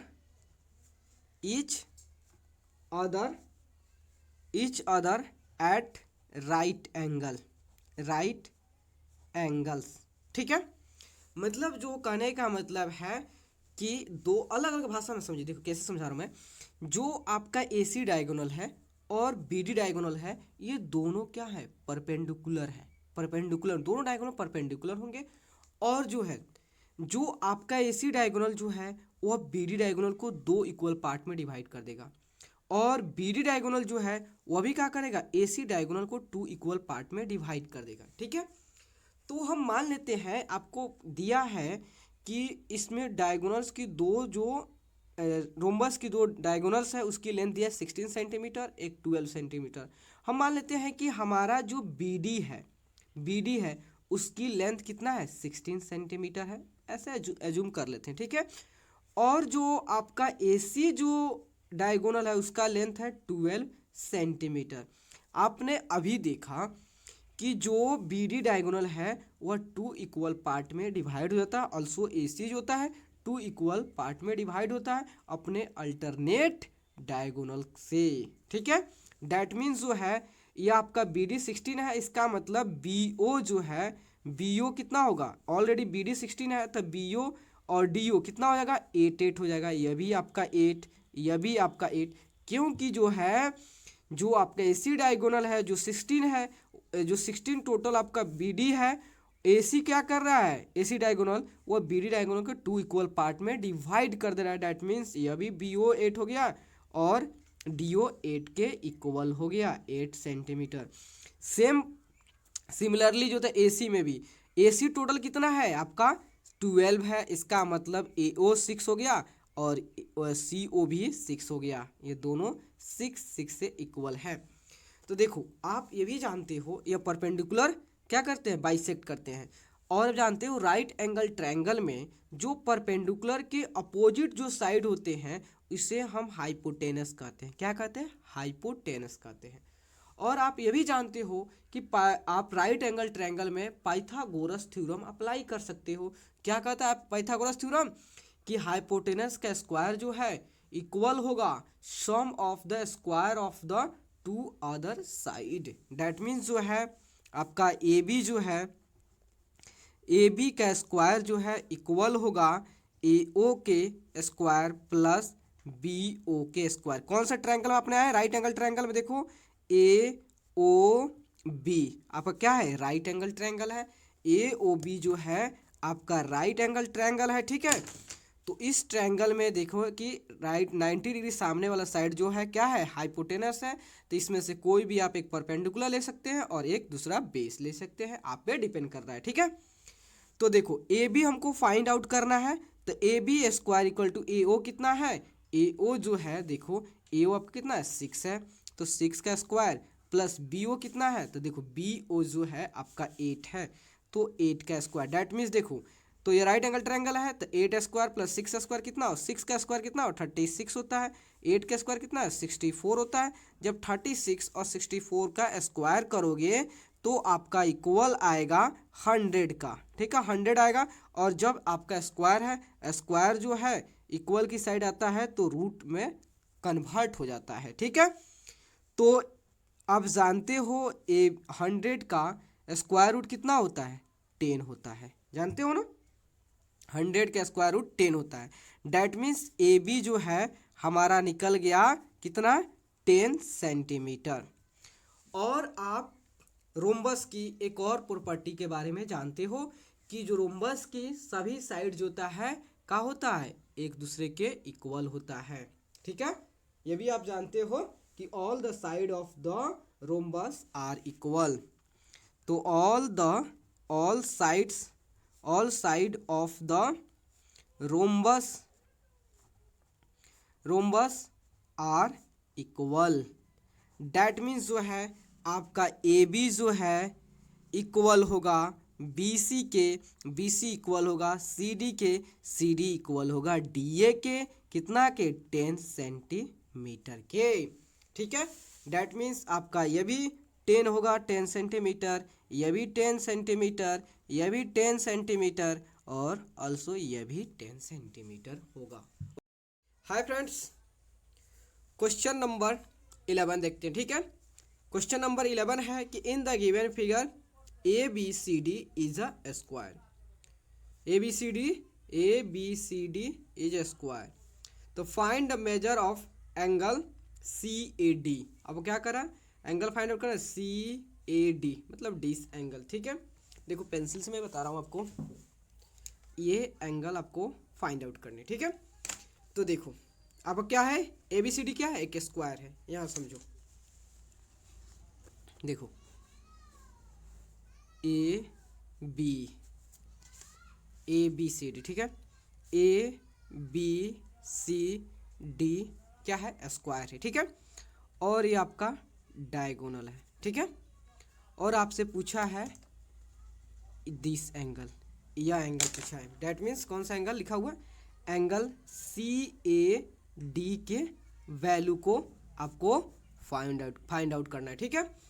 तो देखो अब आओ कि मान लो ये आपका ए बी सी डी क्या है, एक स्क्वायर है। और आप जानते हो स्क्वायर के सभी साइड क्या होते हैं, इक्वल होते हैं। डैट मीन्स यह साइड, यह साइड, यह साइड, यह साइड, सभी साइड क्या होते हैं, इक्वल होते हैं। स्क्वायर के ऑल साइड्स होते हैं इक्वल होते हैं, ठीक है। और इसकी प्रत्येक एंगल जो है, every angle, that means angle A total angle A, angle D, angle C, angle B, सभी 90 डिग्री होते हैं। मतलब इसके कॉर्नर पे सभी 90 डिग्री एंगल फॉर्म होता है। मतलब डैट मीन्स होता है आपका एंगल डी 90 डिग्री हो गया, ठीक है। अब हम चलते हैं ट्रायंगल ए डी सी में। ट्रायंगल देखो, triangle A D C triangle में, triangle A D C triangle, आप देखो ए डी सी ट्रायंगल में दिस साइड ए डी जो है AD जो है, AD साइड जो है वो इक्वल है DC साइड के, DC साइड के, ठीक है।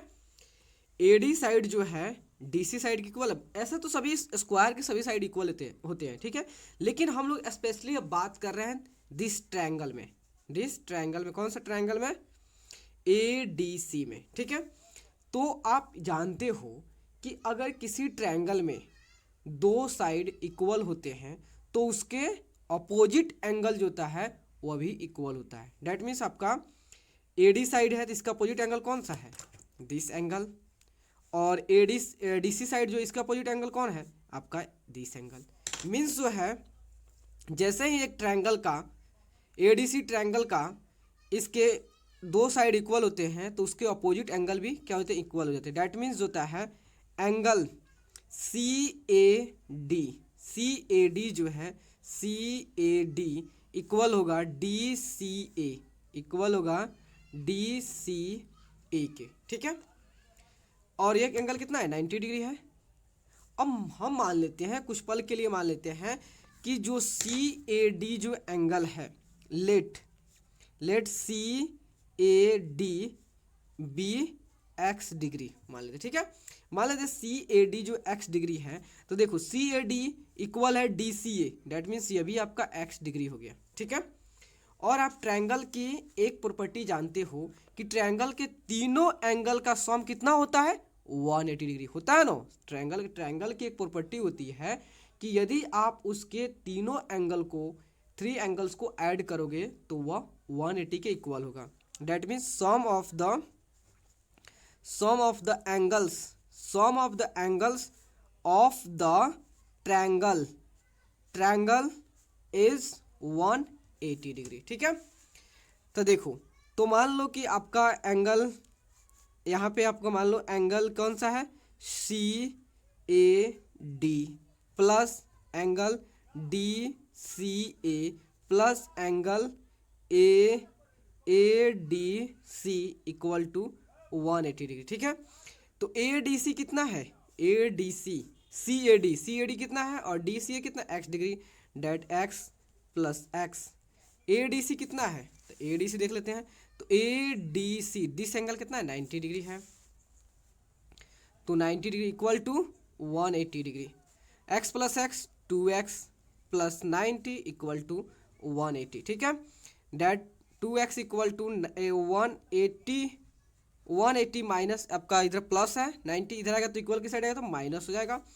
देन 2x इक्वल टू 180 में से 90 गया, that means 90, then x equal to 90, ये आपका 2 इधर आएगा डिवाइड में, देन 45। तो x इक्वल टू कितना है, x इक्वल टू 45 आ गया। कितना आ गया, x इक्वल टू आपका 45 आया। डेट मीन्स जो है angle CAD angle DCA equal to कितना होगा, 45। मीन्स ये भी 45 होगा तो ये भी 45 होगा। तो 45 आप जानते हो एक राइट एंगल ट्रायंगल में, दिस राइट एंगल ट्रायंगल है ना। तो राइट एंगल ट्रायंगल में दो एक्यूट एंगल का सम कितना होता है, 180 90 होता है, एक 90 या 90 है, 90 है तो 180 आ गया।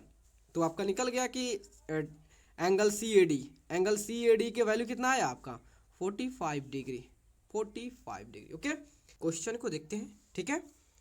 क्वेश्चन कह रहा है कि the sides of a rectangle are in the ratio 5:4 and its perimeter is 90 centimetre, find its length and breadth, ठीक है। देखो क्वेश्चन कह रहा है कि एक रेक्टेंगल है जिसके लेंथ और ब्रेथ का, जो लेंथ और ब्रेथ जो है वह क्या चीज़ में, रेशियो में है, ठीक है। तो आपको बताना है कि यदि उस रेक्टेंगल का पेरीमीटर जो है 90 सेंटीमीटर है, तो आपको बताना है उस रेक्टेंगल के लेंथ और ब्रेथ का एक्चुअल वैल्यू क्या होगा, ठीक है। तो देखो ये आपको क्या दिया है, मान लेते हैं सपोज ये आपका क्या है, देखो ये आपका क्या है, एक रेक्टेंगल है, ठीक है। मान लेते हैं ABCD एक क्या है, रेक्टेंगल है, ठीक है। और इसके रेशियो दिया है, उसके लेंथ और ब्रेथ का रेशियो दिया क्या है, 5:4। देखो 5:4 इसका मतलब है कि जो भी हमारा रेक्टेंगल का जो साइड होगा, जो भी उसका एक्चुअल साइड होगा, उस एक्चुअल साइड के वैल्यू को किसी नंबर से, किसी सेम नंबर से उसके लेंथ को और ब्रेथ को क्या किया होगा, डिवाइड किया गया होगा किसी भी नंबर से, ठीक है। तो देखो एक्चुअल जो हमारा वैल्यू होता है, एक्चुअल वैल्यू से उसको जो है हम रेशियो में, मतलब डेट मीन सिंपलेस्ट फॉर्म में लाने के लिए क्या करते हैं, किसी नंबर से उसको दोनों को डिवाइड किया जाता है, तब जाके हमारा एक्चुअल वैल्यू से सिंपलेस्ट वैल्यू में आता है। अगर हम उसी नंबर से रेशियो को मल्टीप्लाई कर दें तो फिर से हमारा रेशियो जो है एक्चुअल वैल्यू में कन्वर्ट हो जाएगा। इसका मतलब हमको नहीं मालूम है कौन सा नंबर से वह डिवाइड किया गया होगा, तो हम किस नंबर से इसे मल्टीप्लाई करेंगे, ठीक है। तो हम मान लेते हैं कि जो भी हमारा रेशियो है इसको x नंबर से क्या किया होगा, डिवाइड किया होगा। तो हम क्या कर रहे हैं, इसको x नंबर से मल्टीप्लाई करके फिर से रेशियो से वह एक्चुअल वैल्यू, मतलब उसके लेंथ और ब्रेथ का जो एक्चुअल वैल्यू है उसे हम फाइंड आउट कर लेते हैं, ठीक है। तो मान लेते हैं कि let the length and breadth of rectangle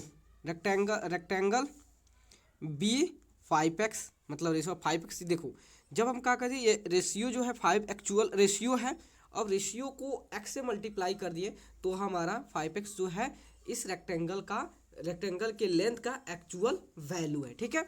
and और 4 जो है रेशियो है, लेकिन जब हम किस x से मल्टीप्लाई कर दे रहे हैं तो ये हमारा एक्चुअल वैल्यू मिल जा रहा है रेस्पेक्टिवली, ठीक है। ओके, तब हमको मालूम चल गया कि जो इस रेक्टेंगल का जो लेंथ होगा 5x होगा और ब्रेथ होगा 4x होगा। डैट मीन्स ये आपका 5x हो गया और ये आपका 4x हो गया। एक और दिया, x के वैल्यू तो कैसे फाइंड आउट करोगे, पहले x के वैल्यू फाइंड आउट कर लोगे तब तो आपको मालूम चलेगा एक्चुअल वैल्यू क्या है। ऐसे तो आप अभी तो ये अननोन है, x अननोन है, तो इसमें एक और डाटा दिया है। क्या दिया है, पेरीमीटर दिया है। तो आप जानते हो पेरीमीटर ऑफ रेक्टेंगल क्या होता है, 2 इंटू एल प्लस बी होता है ना। तो पेरीमीटर कितना दिया आपका, 90 दिया है, ठीक है। तो 2 into L plus B, L कितना है, एल आपका 5x है और ब्रेथ कितना है 4x है। तो देखो 90 equal to 2 into 5x plus 4x कितना होता है, 9x होता है, ठीक है। कोई दिक्कत। अब देखो यहाँ पे जो होता है ये आपका 90 है इक्वल टू 2, देखो 90 इसको देखो 2 इंटू 9 इंटू एक्स, ऐसे कर लो, देखो इजी हो जाए, कैसे मैं बता रहा हूँ। तो देखो अगर आप इस 9 को और 2 को इक्वल की साइड लाओगे तो ये नीचे आएगा ना, या आप इसको भी फिर उसके बाद 9 से फिर 90 को कैंसिल कर सकते हो। अगर आप इस यहीं से 9 को 90 को कितना बार में, 10 बार में कैंसिल कर लोगे, फिर 2 से कितना बार में, 5 बार में, ठीक है। कि डैट मीन्स आपका x इक्वल टू कितना आ गया, 5 आ गया। जैसे ही इसका मतलब x 5 आया, इसका मतलब है कि जो हमारा जो रेशियो है उस रेशियो को अगर हम 5 से मल्टीप्लाई कर देंगे तो हमारा एक्चुअल वैल्यू मिल जाएगा। तो देखो तो लेंथ कितना था, लेंथ था उसका 5x था, तो that means 5 into 5 means 25। Breadth कितना था, वो 4x था, डैट मीन्स 4 इंटू 5 मीन्स 20। देखो अब आपको क्लियर अच्छा से फील हुआ क्वेश्चन। देखो ये 25 क्या चीज़ निकला, आपका लेंथ निकला, और ब्रेथ क्या निकला, ब्रेथ जो निकला कितना निकला, 20 निकला। तो देखो अगर फिर जो है आप 25 को और 20 को 5 से डिवाइड कर देते हो तो फिर आपका सिंपलेस्ट वैल्यू में चल जाएगा, मतलब डेट मीन्स रेशियो में 5:4 में चला जाएगा। देख लो 25 को 5 से डिवाइड करोगे तो फिर आपका 5 हो जाएगा, 20 को 5 से डिवाइड करोगे तो 4 हो जाएगा, फिर आपका वहीं। तो आपको पूछा था यही बताओ कि उस रेक्टेंगल का लेंथ और ब्रेथ का वैल्यू क्या होगा, तो आपने निकाल दिया कि लेंथ की जो वैल्यू होगा 25 होगा और ब्रेथ की जो वैल्यू होगा 20 होगा। ओके हाय फ्रेंड्स, अब हम लोग क्वेश्चन नंबर 13 को देखते हैं। 13 में कह रहा है कि name each of the flowing पार्लेलोग्राम। कह रहा है कि जो भी आपको निम्नलिखित क्वेश्चन दिया है उसमें बताना है कि कौन सा वह पार्लेलोग्राम है, ठीक है। फर्स्ट सबसे पहले हम लोग जान लेते हैं पार्लेलोग्राम क्या है, तब उसके बाद हम लोग पढ़ेंगे लोग, ठीक है। तो देखो देखो देखो पार्लेलोग्राम जो होता है वह क्वाड्रिलेटरल है, वह क्वाड्रिलेटरल है जिसके अपोजिट साइड जो होते हैं, अपोजिट साइड जो होते हैं डैट मीन्स देखो ए बी सी डी क्या है, ए बी सी डी मान लेते हैं कि हमारा ए बी सी डी जो है एक पार्लेलोग्राम है, ठीक है। और पार्लेलोग्राम कहता है कि पार्लेलोग्राम जो है वह क्वाड्रिलेटरल है जिसका अपोजिट साइड जो है पार्लेल होता है, डैट मीन्स जो है ए बी पार्लेल होता है सी डी के, और जो होता है ए डी जो है वह पार्लेल होगा किसके, बी सी के, ए बी पार्लेल होगा बी सी के, डैट मीन्स इसके अपोजिट साइड जो होते हैं पार्लेलोग्राम के पार्लेल होते हैं, और इसके अपोजिट साइड भी जो होता है क्या होता है, इक्वल होता है, डैट मीन्स आपका डी सी साइड और ए बी साइड क्या होगा, इक्वल होगा, बी सी साइड और ए डी साइड जो है इक्वल होगा, इसके opposite angle that means angle B और एंगल डी जो है इक्वल होंगे, एंगल ए जो है एंगल सी के इक्वल होंगे, ठीक है। इसके दो एडजेसेंट एंगल का सम जो होता है 180 डिग्री होगा। इतना बहुत है पार्लेलोग्राम के बारे में चर्चा करने के लिए, ठीक है। अब फर्स्ट नंबर क्वेश्चन देखते हैं। फर्स्ट नंबर क्वेश्चन में कह रहा है कि the diagonals are equal and adjacent sides are unequal, ठीक है। कह रहा है आपको बताना है उस पार्लेलोग्राम का नाम बताना है जिसका डायगोनल्स जो है इक्वल हो लेकिन और एडजेसेंट साइड जो है अनइक्वल हो। सबसे पहले जान लेते हैं कौन कौन पार्लेलोग्राम है। देखो आपका जो पार्लेलोग्राम का बात आता है, पार्लेलोग्राम, ठीक है, पार्लेलोग्राम का बात होता है तो आपका स्क्वायर आ गया, स्क्वायर क्या है, यह पार्लेलोग्राम है। उसके बाद जो है रेक्टेंगल हो गया, रेक्टेंगल हो गया, और एक रोम्बस होता है, ठीक है, रोम्बस, रोम्बस होता है, ठीक है। इतना आपका पार्लेलोग्राम है, स्क्वायर होगा, रेक्टेंगल होगा, रोम्बस होगा, यह आपका पार्लेलोग्राम है। स्पेशल टाइप्स ऑफ पार्लेलोग्राम होता है। तो देखो कह रहा है कि आपको ऐसे पार्लेलोग्राम का नाम बताना है जिसका डायगोनल्स जो है इक्वल हो लेकिन उसके एडजेसेंट साइड जो है अनइक्वल होनी चाहिए, ठीक है। तो आपने नाम सुना होगा रेक्टेंगल का, रेक्टेंगल का नाम सुना होगा। तो देखो जो रेक्टेंगल जो है, ये रेक्टेंगल जो है इसका जो होता है क्या होता है, तो देखो रेक्टेंगल्स की डायगोनल्स क्या होता है, इक्वल होता है। यह देखो मान लो हमारा ए बी सी डी क्या है, हमारा एक रेक्टेंगल है, ठीक है। तो रेक्टेंगल भी क्या है, एक पार्लेलोग्राम है जिसके एडजेसेंट जिसके डायगोनल्स जो होता है डैट मीन्स बी डी जो है और A C diagonal means B D diagonal और ए डी डायगोनल जो है, ए सी डायगोनल जो होता है क्या होंगे, इक्वल होंगे, ठीक है। मीन्स इसकी जो है डायगोनल जो है, डायगोनल्स जो है क्या होगा, इक्वल होगा। तो प्रॉपर्टी इसमें आपका अप्लीकेबल है कि जो रेक्टेंगल है उसकी जो होता है डायगोनल्स इक्वल होते हैं। तो यहाँ तो बात आ गया कि डायगोनल्स इक्वल है, स्क्वायर केस में भी क्या होता है, उसका भी डायगोनल्स इक्वल होता है। लेकिन बात आ गई देखो देखो स्क्वायर का भी डायगोनल्स जो होता है इक्वल होता है, रेक्टेंगल का भी डायगोनल्स, दोनों डायगोनल्स क्या होता है, इक्वल होता है। अब दूसरा कंडीशन है कि इसका एडजेसेंट साइड जो है अनइक्वल है। तो स्क्वायर में क्या होता है, उसके सभी साइड जो होता है इक्वल होते हैं, लेकिन रेक्टेंगल के केस में क्या होता है, उसके एडजेसेंट साइड जो होते हैं अनइक्वल होता है। देख लेते हैं। तो देखो पहले जान लेते हैं एडजेसेंट साइड क्या होता है। देखो ऐसे दो साइड जिसमें कॉमन वर्टेक्स हो, देखो वर्टेक्स आपका बी जो है ए बी साइड में भी और बी सी साइड में दोनों में पार्टिसिपेट हो रहा है, इसका मतलब ए बी साइड और बी सी साइड क्या है, हमारा एडजेसेंट साइड है। तो देखो तो ए बी जो है, ए बी साइड और जो है आपका बी सी साइड, क्या ए बी साइड और बी सी साइड इक्वल है, नहीं ना है, इसका मतलब जो है ए बी जो है not equal to B C. तो हमारा दोनों के दोनों प्रॉपर्टी जो है इस रेक्टेंगल के साथ क्या हो जा रहा है, सेटिस्फाई हो जा रहा है। इसका मतलब जो है फर्स्ट में क्या होगा, फर्स्ट में जो हमारा रेक्टेंगल ही होगा, फर्स्ट में रेक्टेंगल होता है। रेक्टेंगल होगा क्यों, क्योंकि इस आपको पूछा है कि ऐसे पार्लेलोग्राम का नाम बताओ जिसका डायगोनल्स इक्वल हो और उसका एडजेसेंट साइड जो होता है अनइक्वल होनी चाहिए। इसका मतलब है आपका स्क्वायर और रेक्टेंगल का दोनों का डायगोनल्स तो इक्वल होता है, लेकिन रेक्टेंगल के केस में उसकी एडजेसेंट साइड इक्वल नहीं होती है, जबकि जो होता है स्क्वायर केस में उसकी एडजेसेंट साइड इक्वल होता है। ठीक है, इसका मतलब फर्स्ट जो होगा वो हमारा रेक्टेंगल ही होगा। ठीक है, अब सेकंड में देखते हैं। सेकंड में कह रहा है diagonals are equal and adjacent sides are equal. अब देखो सेकंड में कह रहा है आपका आ गया स्क्वायर वाला केस। तो देखो सेकंड जो है आपका, देखो यह आपका क्या है, स्क्वायर है। तो स्क्वायर एक भी क्या है, पार्लेलोग्राम है। स्क्वायर क्या है, एक पार्लेलोग्राम है। ठीक है, तो इसके डायगोनल्स की बात कर रहा है, तो इसके स्क्वायर की जो होता है डायगोनल्स होता है, डायगोनल्स ए डी जो डायगोनल्स है वह डायगोनल्स ए सी डायगोनल्स के, ये आपका बी डी होगा जी, बी डी डायगोनल। ठीक है, जो बी डी डायगोनल है वह ए सी डायगोनल के इक्वल होगा। ठीक है, ए डी जो बी सी जो बी डी जो डायगोनल है वह ए सी डायगोनल्स के इक्वल होगा। ठीक है, क्या होगा, डायगोनल्स इक्वल होगा। ठीक है, ठीक है, डायगोनल्स जो है इक्वल होगा, लेकिन इसकी एडजेसेंट साइड दैट मीन्स जो है ए बी वह इक्वल होगा साइड बी सी के इक्वल होगा।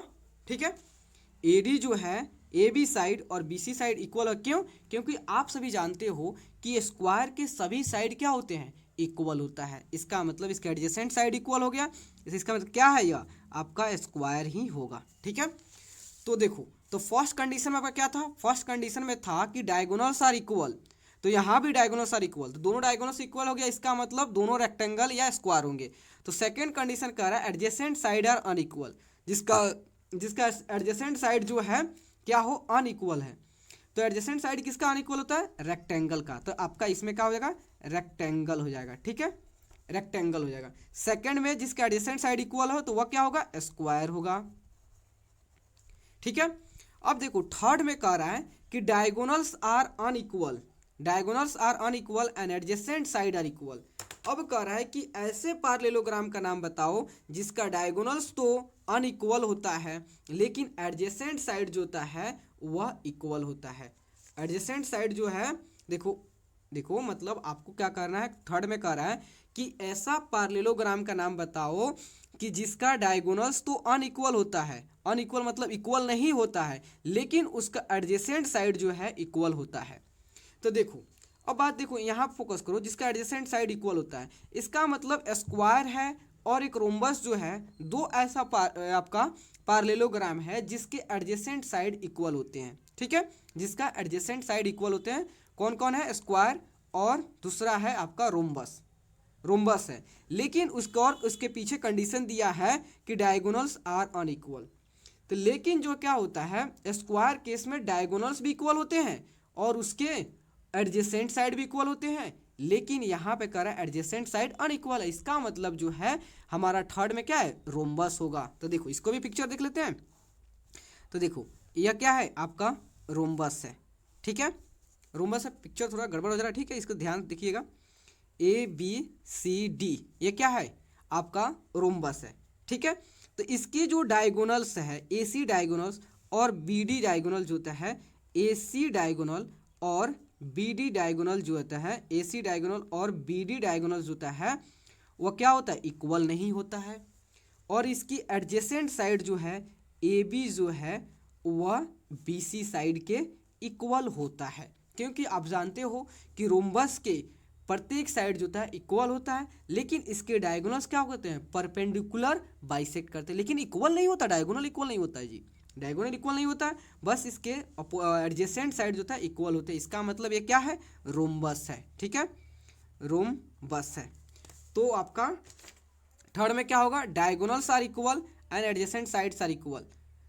मतलब ऐसे पार्लेलोग्राम का नाम बताओ जिसका डायगोनल्स जो है क्या हो, अनइक्वल हो, लेकिन एडजेसेंट साइड क्या हो, इक्वल हो। तो एक आपका रोम्बस ही दिख रहा है जिसका डायगोनल्स तो इक्वल नहीं होता है, लेकिन एडजेसेंट साइड इक्वल होता है, तो ये क्या है, आपका रोम्बस है, रोम्बस है। ठीक है, उसके बाद कह रहा है कि all sides are equal and one angle is 60 degree. तो देखो दो ही ऐसा पार्लेलोग्राम है जिसके सभी साइड तो इक्वल होते हैं। कौन कौन है, एक तो स्क्वायर है, दूसरा कौन है, एक रोम्बस है। एक स्क्वायर, दूसरा क्या है, रोम्बस है। इसी का ही ऑल साइड जो होता है, इस प्रत्येक साइड जो होता है इक्वल होते हैं। अब बात आता है सेकंड कंडीशन पे, जिसका एक एंगल कम से कम वो 60 डिग्री हो भाई, कम से कम क्या हो 60 डिग्री हो। इसका मतलब स्क्वायर के तो एंगल जो होता है 60 डिग्री नहीं होता, उसका जो एंगल होता है 90 डिग्री होता है। इसका मतलब तो यह स्क्वायर नहीं होगा, इसका मतलब ये क्या होगा, रोम्बस होगा। देख लेते हैं, देखो तो देखो इसका डायग्राम यहीं पे है, कहाँ देखने की जरूरत है। तो देखो ए बी सी डी क्या है आपका, रोम्बस है। रोम्बस है जिसके सभी साइड जो है, तो देखो ए बी जो है इक्वल होगा, ए बी इक्वल होगा बी सी के, बी सी इक्वल होगा सी डी के, सी डी इक्वल होगा डी ए के। ठीक है, मतलब रोम्बस के क्या होता है, सभी साइड जो है ए बी जो है बी सी के इक्वल होगा, सी डी जो है डी ए को, सभी साइड जो ए बी इक्वल होगा बी सी इक्वल होगा सी डी इक्वल होगा डी ए इक्वल होगा ए बी। ऐसे मतलब इसके रोम्बस के सभी साइड जो होता है क्या होते हैं, इक्वल होते हैं। ठीक है, लेकिन बात आती है इसके एंगल जो होता है 60 डिग्री हो सकते हैं। हाँ, इसके एंगल जो होता है 60 डिग्री हो सकता है, इसके एंगल 60 डिग्री होता है। इसका मतलब जो है, जो आपका फोर्थ नंबर में है क्या है, यह आपका रोम्बस होगा। अब देखो आप 5 नंबर अपने आप क्लियर हो जाए, कैसे, तो देखो इसे कह रहा है सभी साइड इक्वल होते हैं, all sides are equal and one angle is 90 degree. तो देखो तो दो ही ऐसा पैरेललोग्राम है जिसका सभी साइड इक्वल होता है, एक तो रोम्बस, दूसरा क्या है, स्क्वायर है। तो बात आती है, आपने देखा कि 60 एक एंगल से 60 डिग्री हो, तो इसका मतलब वो रोम्बस है। लेकिन जिसका एंगल एक एंगल कम से कम 90 डिग्री हो, तो आप जानते हो स्क्वायर एक ऐसा ही पैरेललोग्राम है जिसके सभी साइड इक्वल होते हैं और उसके एंगल जो होता है 90 डिग्री होता है। इसका मतलब जो है स्क्वायर होगा। तो आपका देखो ए बी सी डी क्या है, स्क्वायर है, जिसमें ए बी जो है इक्वल होगा बी सी के और इक्वल होगा सी डी के, इक्वल होगा डी ए के। ठीक है, और इसके एंगल जो है ये भी आपका 90 डिग्री होगा, ये भी 90 डिग्री होगा, ये भी 90 डिग्री होगा और एंगल डी भी 90 डिग्री है। इसका मतलब जो है स्क्वायर एक ऐसा पैरेललोग्राम है जिसके सभी साइड इक्वल होते हैं और एक एंगल जो होता है वो 90 डिग्री हो, तो वो आपका क्या है, स्क्वायर है। ठीक है, ये भी जान लिए। एक और क्वेश्चन इससे रिलेटेड है, उससे भी हम लोग समझ लेते हैं। ठीक है, तो देखो उससे भी देख लेते हैं। तो देखो एक एंगल्स कौन सा है, देखो क्वेश्चन कौन सा है, तो देखो आपका 4th नंबर में क्वेश्चन है, 6 नंबर में कि all angles are equal, all angles are equal and adjacent sides are unequal, जिसके सभी एंगल जो है इक्वल हो। तो देखो बात आती है जिसके सभी एंगल्स इक्वल हो, तो इसका मतलब है कि एक रेक्टेंगल ही और एक स्क्वायर ही एक ऐसा पैरेललोग्राम है, एक स्क्वायर और दूसरा एक रेक्टेंगल ही एक ऐसा पैरेललोग्राम है जिसके सभी एंगल जो होता है इक्वल होते हैं। ठीक है, अब दूसरा कंडीशन क्या है, एडजेसेंट साइड्स आर अनइक्वल, लेकिन उसका एडजेसेंट साइड जो है इक्वल होनी चाहिए। तो भाई तो स्क्वायर तो नहीं होगा, क्यों, क्योंकि स्क्वायर के सभी साइड इक्वल होते हैं। एडजेसेंट साइड जो होते हैं, आपने देखा कि एडजेसेंट साइड रेक्टेंगल जो होता है उसका एडजेसेंट साइड क्या होता है, इक्वल नहीं होता है।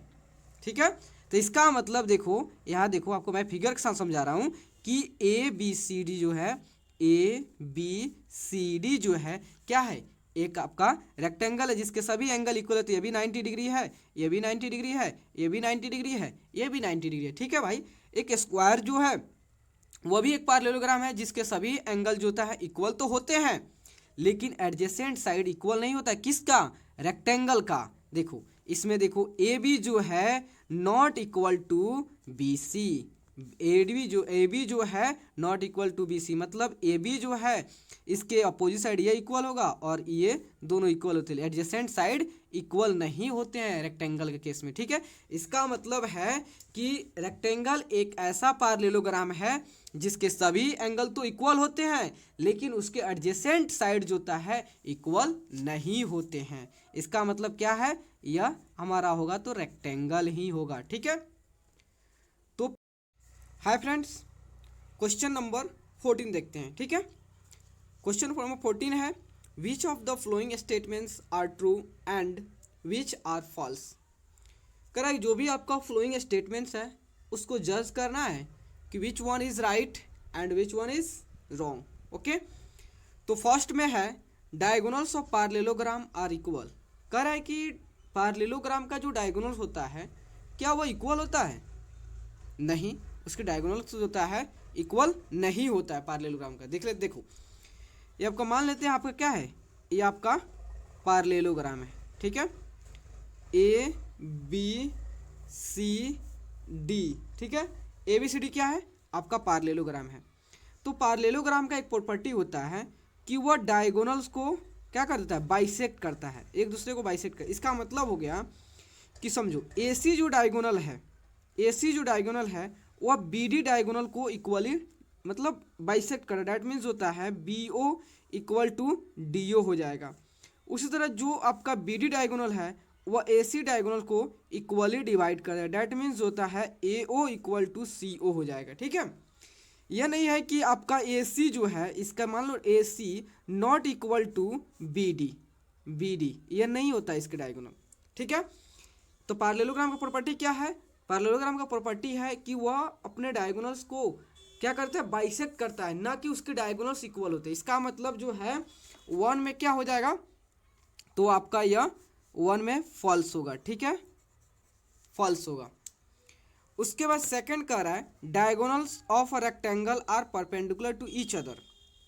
उसके बाद कह रहा है कि बताओ कि जो रेक्टेंगल होता है, रेक्टेंगल्स के डायगोनल्स क्या एक दूसरे के परपेंडिकुलर होते हैं? नहीं, तो रेक्टेंगल के डायगोनल्स जो होते हैं इक्वल होते हैं जी। देखो ये आपका रेक्टेंगल हो गया, तो रेक्टेंगल की डायगोनल की प्रॉपर्टी होती है कि उसकी डायगोनल्स जो होता है क्या होता है, इक्वल होता है। डैट मीन्स देखो ABCD क्या है, आपका रेक्टेंगल है, तो इसका डैट मीन्स AC जो है diagonal AC equal to BD होता है, न कि जो होता है ये डायगोनल, दोनों डायगोनल एक दूसरे को परपेंडिकुलर बाइसेक्ट करते हैं, परपेंडिकुलर बाइसेक्ट नहीं करते। वह किस केस में होता है, किस केस में परपेंडिकुलर बाइसेक्ट करते हैं, या तो आपका रोम्बस में होता है, नहीं तो स्क्वायर में होता है, आपका रेक्टेंगल में नहीं होता। इसका मतलब जो है कि यह आपका सेकंड में क्या है, फॉल्स है, ठीक है।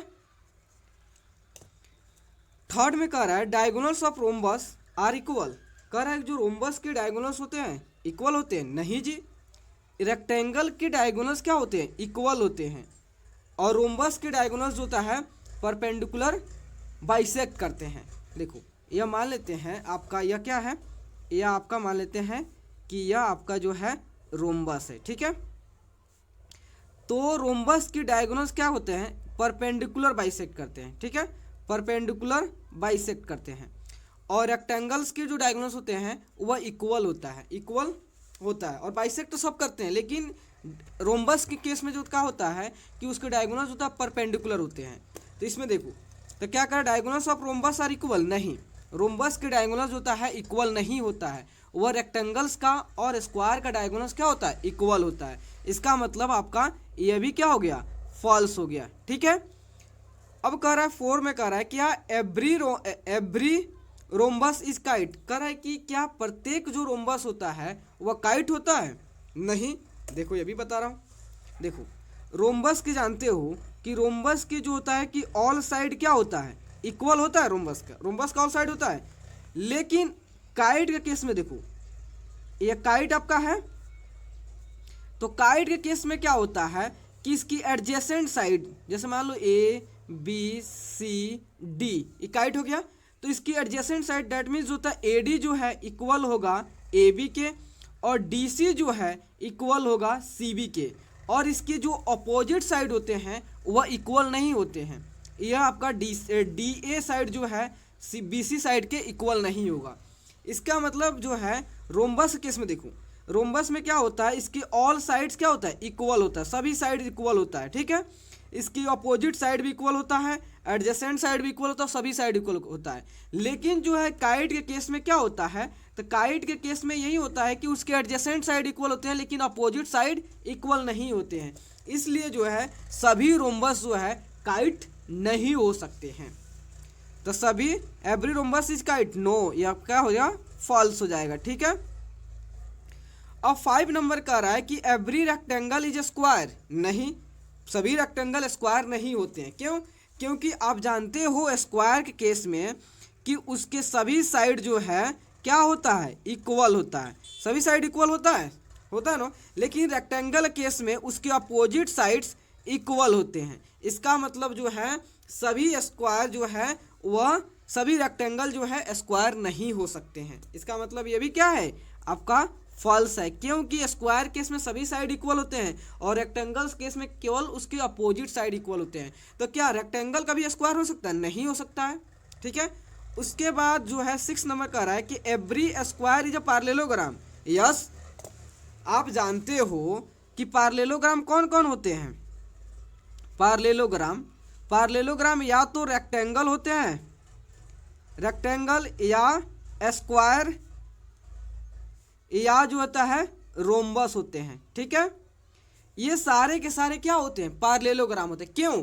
क्योंकि पार्लेलोग्राम की जितने भी प्रॉपर्टी होता है इस सारे फिगर में क्या होता है? वैलिड होता है। रेक्टेंगल्स केस में, स्क्वायर केस में, रोम्बस केस में वैलिड होता है। इसलिए जो होता है ये सारे के सारे जो हैं वो पार्लेलोग्राम के पार्ट हैं। इसका मतलब जो है जो जितना भी आपका रेक्टेंगल है, स्क्वायर है, रोम्बस है, वह क्या है? पार्लेलोग्राम है कि नहीं? तो इसका मतलब जो every square is पार्लेलोग्राम। Of course every जितना भी स्क्वायर है सभी के सभी क्या है? पार्लेलोग्राम है। ये आपका क्या हो जाएगा? ट्रू हो जाएगा। ठीक है, अब आपको देखते हैं 7 number, every square is rhombus. ये भी देख लेते हैं क्या? एवरी स्क्वायर, मान लेते हैं आपका स्क्वायर है और ये आपका क्या है? यह आपका रोम्बस है।